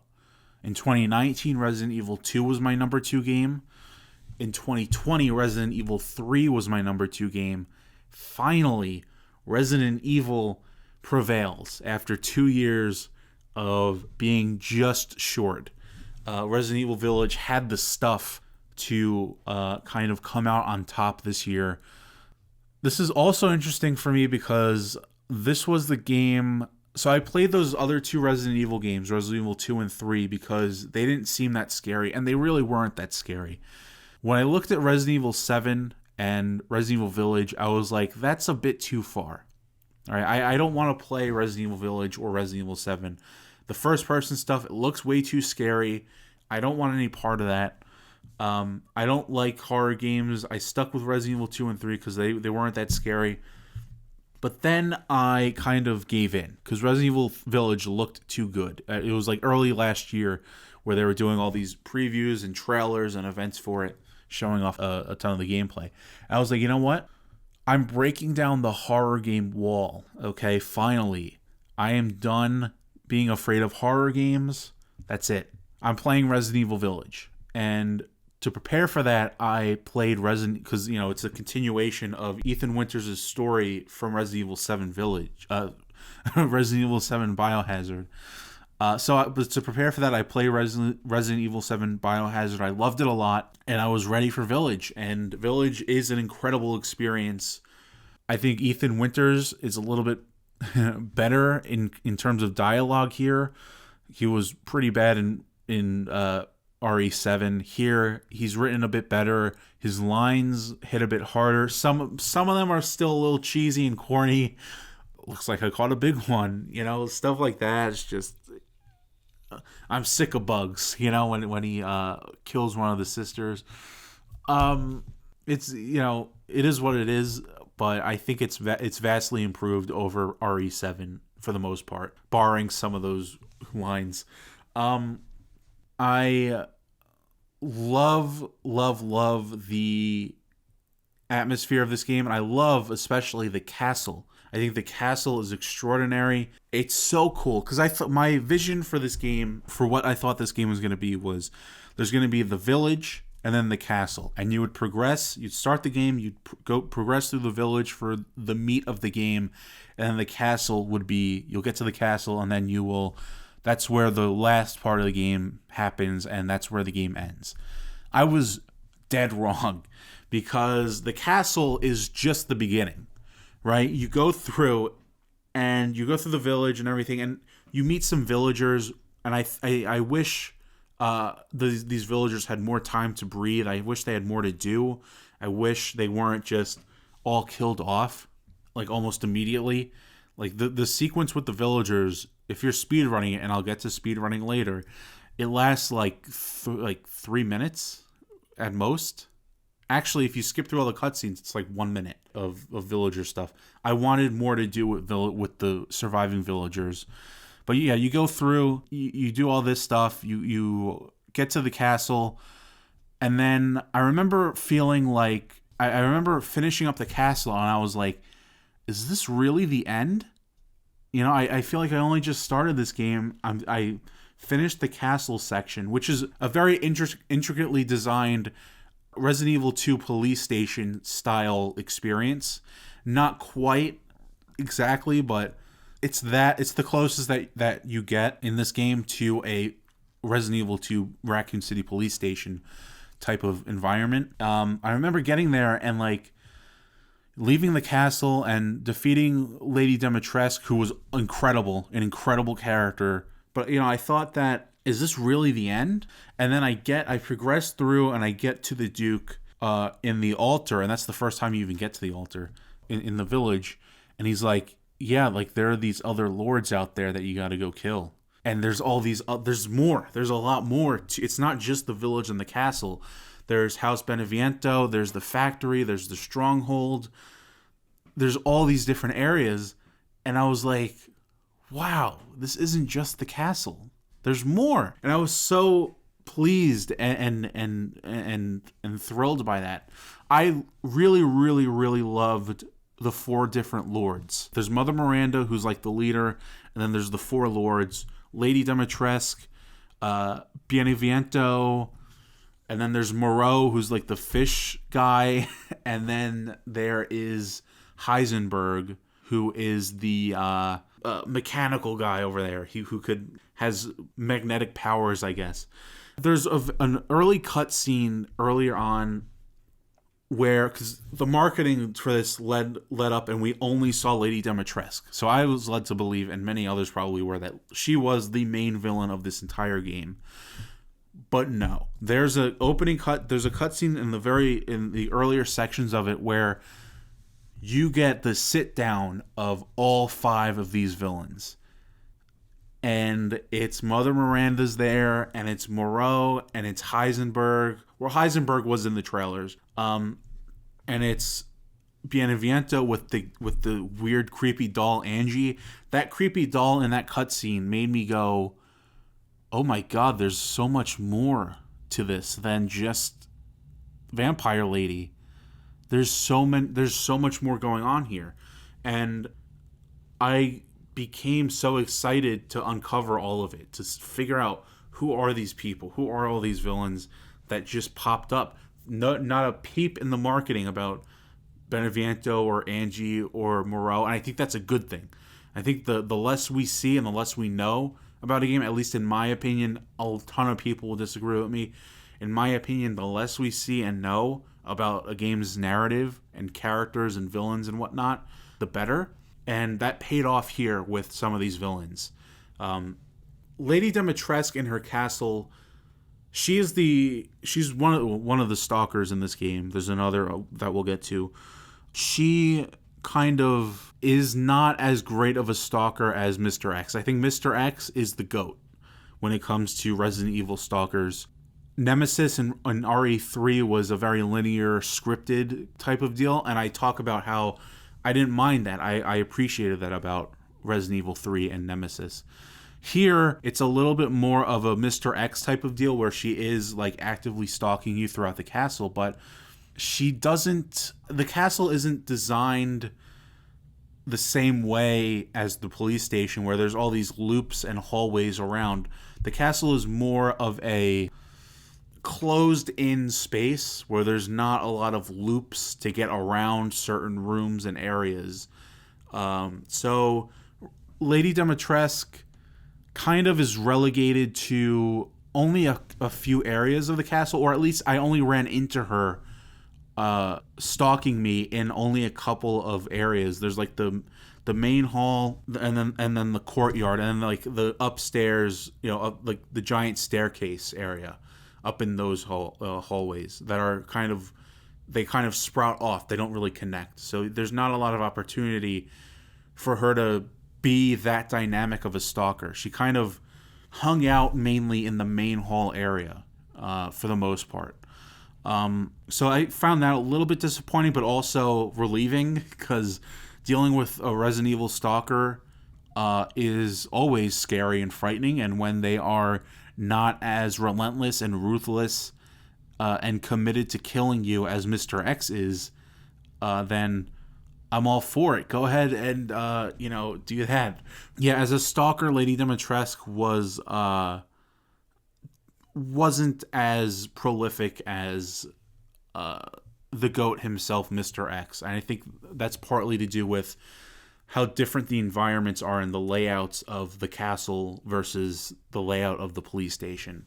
But I loved the layout of the castle. I loved when you enter the castle for the first time in like a side room, and you're thinking, is this like the main hall? No, it's not, because you have to go into like another door and then another side room, and then you're in like the secondary main hall, which connects to the real main hall with the giant staircase. I fell in love with this castle. There's like a kitchen, and it's all like gross and gritty and grimy, and then there's like a window open with gusts of wind and snow coming in. I really, really loved that. I loved the snow in this game, in this village. I love snow in video games, and it's done extremely well here in Village. Then there is you get out of there, and then you go back to the village. I remember leaving the castle, or I remember getting to the castle and being like, is that really all I get to see of the village? Because there were more doors and more, wells that I could interact with. I felt like there was a lot more to do there that I just skipped over. And I remember thinking that when I was going into the castle for the first time, like, is that really it for the village itself? No, because after you go through the castle sequence, you come back to the Duke, which is the merchant character, the big guy who is awesome. Oh my god, this guy's fucking incredible. You get there and then you realize, oh, the rest of the village is open for me to explore now. I could go and with the right keys, because there's this key that you build with like a raven and a unborn child emblem, and then you kind of build pieces onto it to be able to access more areas later on in the game. So, the Duke's like, you have to go to this house with the red chimney in the village, and you have to find this part of the key and come back, and then you could access House Beneviento. So I really, really loved the kind of village also opening up as like the central puzzle area of the game. I didn't love how you could not, there's no way to go back into the castle though after you're done with it. I thought that was a real bummer, but the village acts as like, okay, now the village is the open area, serves as like the hub, I guess you could call it. And then every other boss kind of, their areas kind of branch off in different directions from that. But yeah, House Beneviento, there's this long snowy path, and then you get to the house and there's this really loud waterfall. And it's really just serene and creepy. And I just stood there and listened to the waterfall in front of that house, and it's just like, this is so cool. The atmosphere, the serenity here is great. And then you walk into the house, and strangely, this sequence was so strange to me because I feel like it's the equivalent of the birthday cake sequence from RE7, where you have to, figure out there's this birthday cake that's going to explode, and you have to figure out, it's a whole puzzle, like a Saw style puzzle. This was kind of the equivalent of that in Village, where no guns, your weapons are put away, you can't access them. It's you in this house, and the house is empty until you go take the elevator down. You walk through that house for the first time. It's like, where's all the things? Where's the demons? Why can't I use my guns? But it's a gunless, combatless sequence where you have to, it's this kind of Saw-like puzzle, but not as like Saw-like, because Saw is like a modern day kind of thing. This was more of a cobblestone doll thing vibe going on. But yeah, so you have to kind of, escape this room, and there's this kind of mannequin of Mia, which is Ethan's wife, who we'll talk about the story, but she was killed by Chris Redfield, who we also get to play as later on. But she was killed by Redfield, and he took her, his child Rose, and that's why Ethan's out here looking. He's looking for his daughter Rose, trying to, he learns that she's been like sliced up in different pieces and put in these vials, and you have to collect all the vials. Those are like the main like MacGuffins, or the pieces of Rose, his daughter, which was kind of fucked up. But yeah, so you're going through, and this is the sequence with the giant baby, and where you have to kind of avoid the baby as you try and figure out the puzzle and how to get out of the house. And then you go back upstairs, and then you kill Beneviento, and then the doll, Angie, is just dead, and you could sell the doll too. Then after that, you go to the windmill area with Moreau, which is kind of like this kind of Lovecraftian, sea horror spectacle. Then you go to the Stronghold, which was a nail-biting experience. It's like the den of all of the Lycans, which are like werewolf creatures that are chasing you around in the village. That's like their den. Then you go to the factory, which was insane. And then you have the Chris Redfield sequence, which is wow. Because Ethan Winters dies trying to fight, or after he fights and kills Heisenberg, Mother Miranda kills him. So Ethan dies, and then shortly after that, Chris Redfield comes in with his squad. And this piece of music, it's called Descent into the Village on the soundtrack. This piece of music is one of my favorite pieces of music in any video game ever. And I talked about Nier Replicant, how that game's music is special. This track, Descent into the Village, was simply unbelievable. And it's as Chris Redfield is descending into the village. That's the title of the track. Descending into the village with his squad. And why I love this moment so much is you have a village full of freak shows down there, right? You have Lady D, who's at that point dead. You have Moreau. You got Beneviento, Mother Miranda, all these freaks in this village. It's a village of monsters. And there's so much going on. You got Ethan fighting Heisenberg. That recently went down.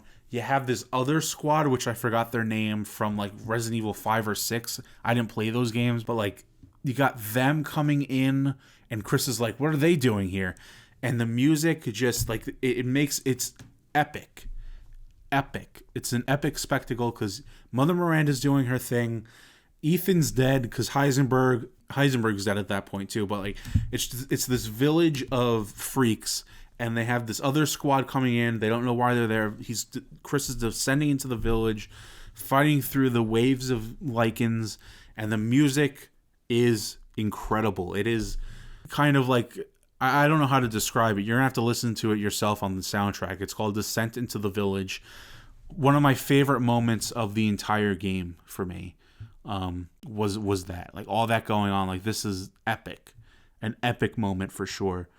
Descending into that village. Another thing that I loved about this atmosphere, it's a little detail, it's a small detail, is in some of the areas, especially like in the village around like the church, there's like that church.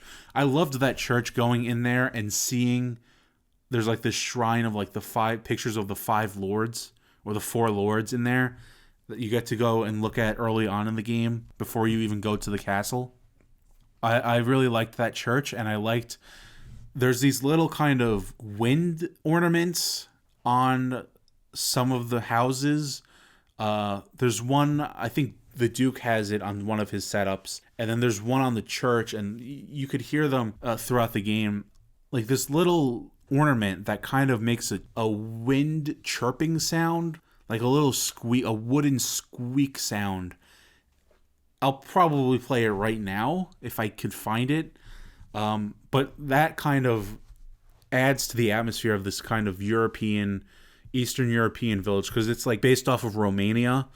At least that's what the castle's based off of, a castle in Romania. So I'd assume the entire game and the village is Romanian too. But yeah, like it kind of did so much. That little sound effect did so much for the atmosphere of that game. I'll talk about the combat quickly. The guns are cool.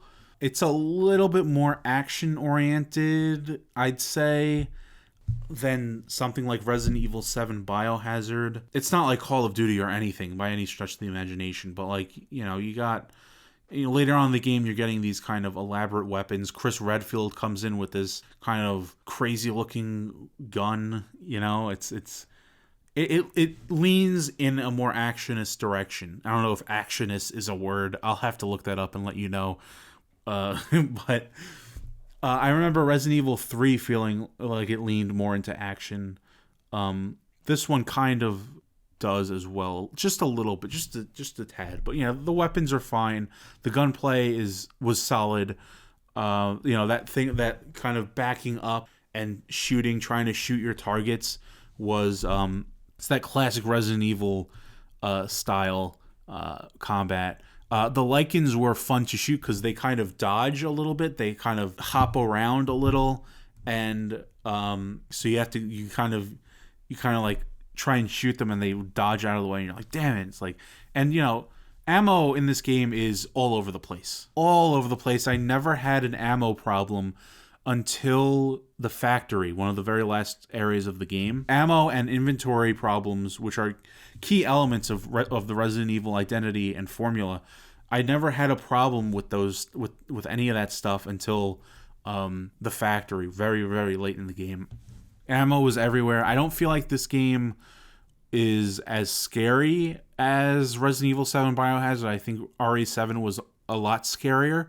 This was a little light on the horror. I like how it has different subgenres of horror, with the lichens, and then the castle vampire vibe, then the doll stuff, and then you got the Lovecraftian kind of fish horror, and then the almost, I'm not going to call it cyberpunky, but the kind of mechanical horror like Tetsuo from Akira almost is what Heisenberg turns into there.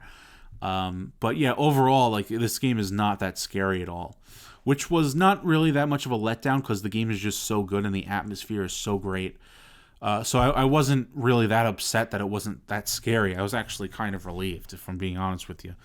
Then there's the inventory, which was not a problem for a very long time in this game because, it's supposed to be a problem. It's Resident Evil. You're supposed to have, inventory problems, and you're supposed to make tough decisions about dropping items. But the fact that the key items, the keys and stuff, had its own tab where you could have unlimited amounts of keys and stuff, I think that was the culprit there, because instead of putting keys in your inventory slots, that freed up a ton of space so that you never have an inventory problem. You could just collect all the key items that you want with no consequence. And then there's the valuables tab where you could collect valuable pieces of like crystals. Like when you beat like the bosses, they have like crystallized forms that you could pick up and sell to the Duke for a lot of money. So there are items like that in the game for like mini bosses and stuff that you could go that you kill, and you could get a lot of money for it. Lei is the name of the currency in this game. So I think the fact that and you could pick up as many valuable items as you want. You can't do anything else with these items. They're just there to be sold for Lei. So the fact that key items and valuables are not part of the inventory slot section, I think that was the reason why the inventory was not a problem at all. And there's not even a item box in this game, which is a staple of Resident Evil, because I think they kind of know. I think they doubled down on the inventory non-issue because like they knew that we're gonna have plenty of inventory, so like why bother putting in an item box? So that was a little disappointing on the inventory management side. It's such a huge pillar of what Resident Evil is. I liked in Resident Evil 2 and 3 and 7, I liked dealing with the situation where I can't pick up that extra herb or that extra ammo box. So I'm going to leave it there, and I'm going to remember that it's there. I'm going to go to either a safe room to an item box, or I'm going to go use a key item that I haven't used yet, and I'm going to free up a slot so that I could go back to where that health or ammo or item is that I couldn't pick up, and I'm going to grab that. I liked that part of the puzzle. That was the inventory woes were such a huge part of the puzzle of Resident Evil, of that police station in RE2. And here it's pretty much a non-issue, which was kind of a minor letdown when I think about this game as a whole, which was very much not a letdown at all. Storytelling was decent. It's not the best story on this list. I think that would have to go to Psychonauts 2, but it's solid. It's, we learn about some of these characters and some of these villains and how they got to where they're at. I feel like a little bit too much information was left in notes and readable collectibles. I wanted some more of that in cutscenes or as part of the storytelling. I think it's time for me to transition to another part of why I love this game so much. That is the speedrunning aspect of it. Now, last year with Resident Evil 3 is where I first discovered an affinity and an appreciation for speedrunning with Resident Evil 3 and doing all that with the infinite rocket launcher. That was a ton of fun. That was a blast. No pun intended. This time with Village, I did not have the intention of speedrunning it at all because it seemed like way more of a complex game, right? Resident Evil 3 is quite linear, and it's also really, really short. So I realized that, and I went crazy over there with the speedrunning. Here, I figure that this game, it's first person, and it's probably a little bit more complex. You got the big castle, which is probably, and it was, a kind of big puzzle thing where it's very confusing on where to go, and you have to kind of explore a lot. So I was not looking to be speedrunning this game, but there was an achievement tied to beating it in under 3 hours, and I was like, you could beat this in under 3 hours. That must be pretty cool to figure out how to do. And so I was like, you know what? I'll start speedrunning it. And I did. And the first time I did it, I finished it. The achievement is for under 3 hours. I did it in 2 hours and 22 minutes was the first time I did it. And then I did it a second time, and my final time was 2 hours and 11 minutes. I think the average is like 2 hours 30 or 2 hours 40. I think in that range is like what most people would get. Yeah, so I really, really enjoyed speedrunning this, and I did not expect to enjoy it. There is no infinite rocket launcher. There are some weapons that you could do. It's a very confusing process of how you could upgrade some of like the powerful pistol weapons. Like there's a rocket pistol in there, and all these other weapons that you could use, and infinite ammo things that you could go and upgrade by playing this game multiple times and carrying everything over each time with the saves. It's very complex. What I did, I stuck to the karambit knife, and I did this because there were a couple of achievements attached. It's not just under 3 hours. There was also beat the game by using no more than 3, I think, healing items. And then there was beat the game with only a knife. So I got all of those accomplished. I only used 1 healing item on both of my speed runs, which was nice.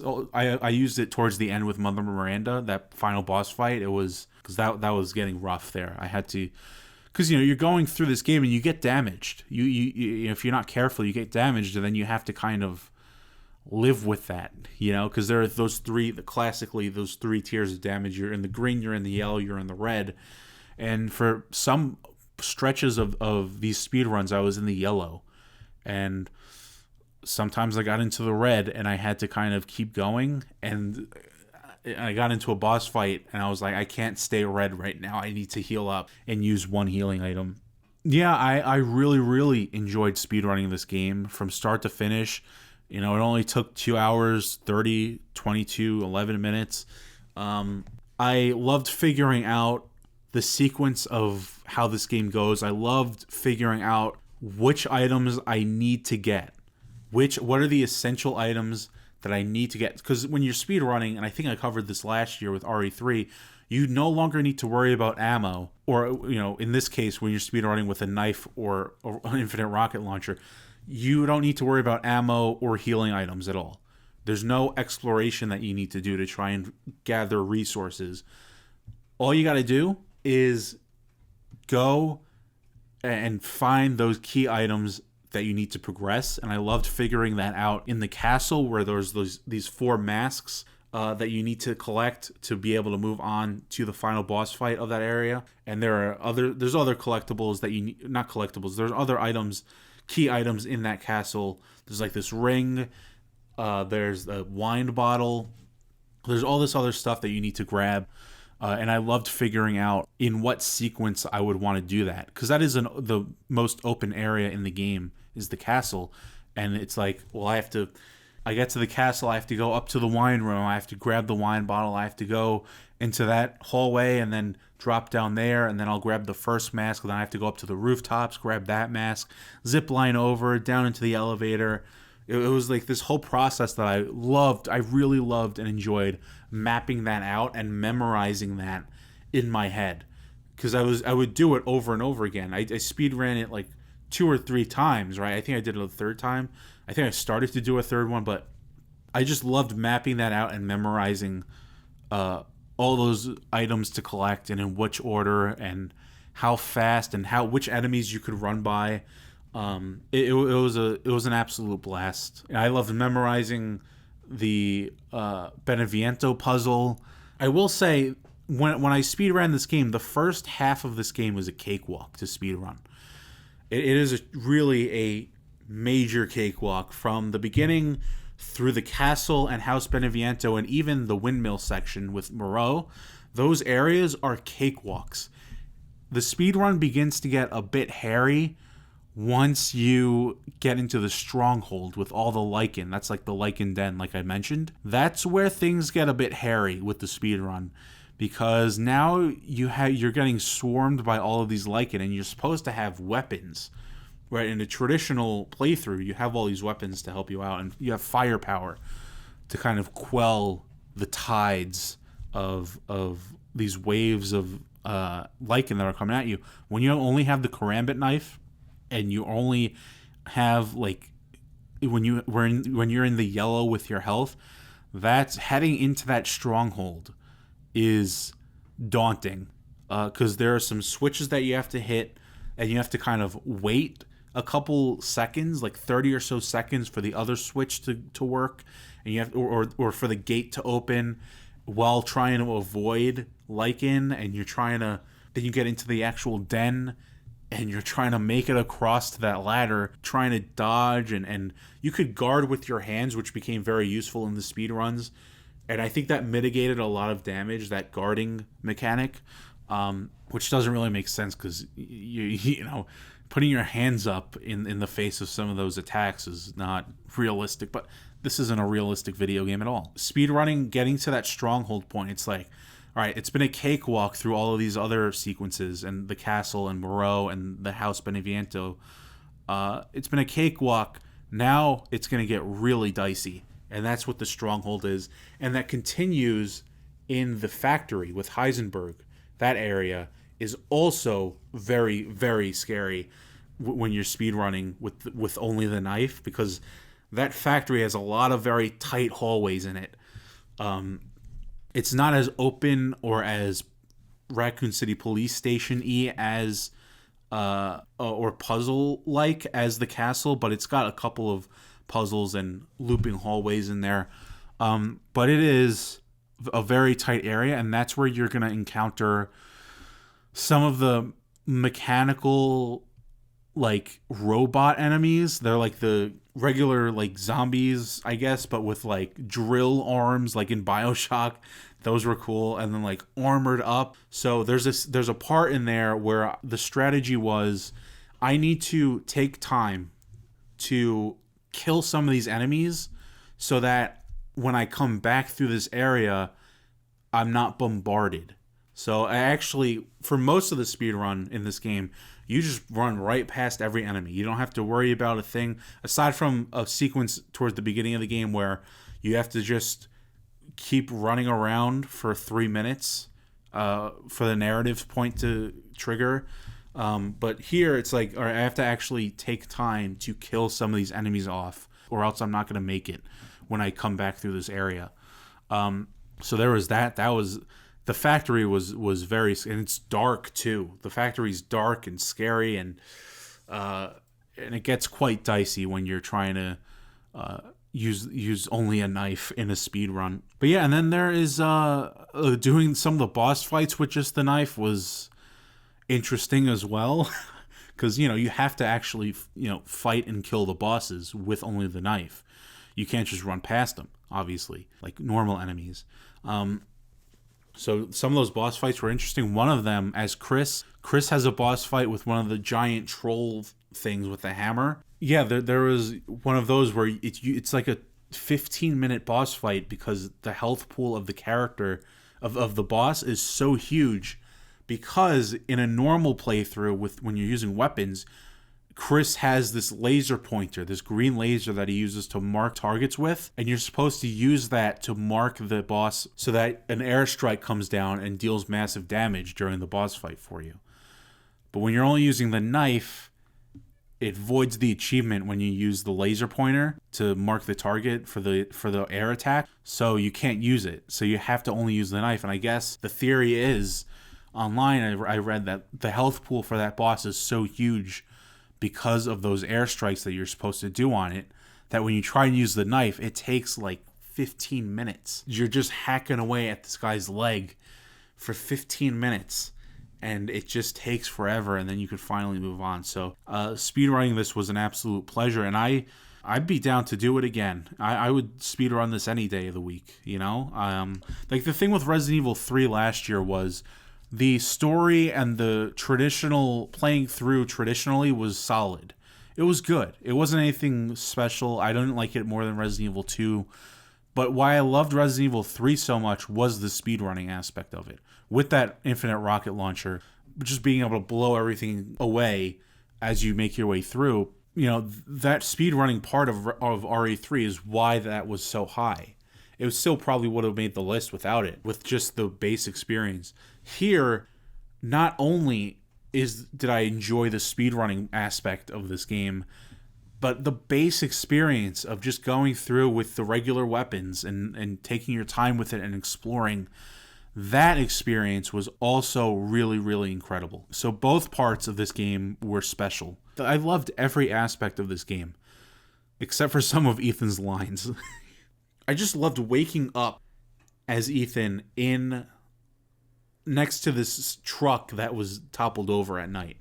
You know, I loved it so much because you get to this village, Lady D and vampires and werewolves and all this stuff seems so weird for Resident Evil. Resident Evil's typically like Raccoon City and Mr. X and, the gas station and, Jill Valentine and the mansion. That's like the classic, what Resident Evil is classically. This strays so far from all of that. And somehow it's still in the same universe, and they explain how that is. And I love how Ethan just wakes up next to this crashed truck. He doesn't know where he is, and he just makes his way. You make your way through the woods at night in the dark, and then you go to this house. It's all dark, and then you come out of it, and you get that shot of the castle and the village. It's gorgeous. And I love that, how he goes from waking up next to a truck in the middle of nowhere to now you're in this village. Now you're in this castle. Now you're fighting all these weird creatures. You're fighting a vampire lady. You're fighting Heisenberg, Mother Miranda. Like, I love that progression. Like look where you started and look where you're at now. That kind of thing. And Resident Evil Village is a special experience. It's a great game, and congratulations to Capcom, and congratulations to Resident Evil for earning my Game of the Year for 2021. And honestly, shout out to all of these developers for making all of these games. Shout out to Studio Koba, IO Interactive, 343 Industries, Toy Logic, Bandai Namco, Eidos Montreal, Neon Giant, Double Fine Productions, Tarsier Studios, and Capcom for making my 10 favorite games of 2021. So congratulations to all those hardworking developers. They did some special things this year. I think it's also interesting that 2 Bandai Namco games made my list. Those were Scarlet Nexus and Little Nightmares 2. 2 Square Enix games made my list in Guardians and Nier Replicant, and then 2 Xbox Game Studios games made my list in Halo Infinite and Psychonauts 2. I thought that was interesting. A game of twos this year. And then you look at Little Nightmare 2, Psychonauts 2. I thought that was interesting, just a little note. But congratulations to all of these studios and developers for making incredible goddamn video games. And with that, I'm going to have to leave you there. This has been my top 10 games of 2021. Thank you so much for sticking around if you did. With that, I'm going to have to sign off. So until next time, see you later. Goodbye. I'm sick of bugs.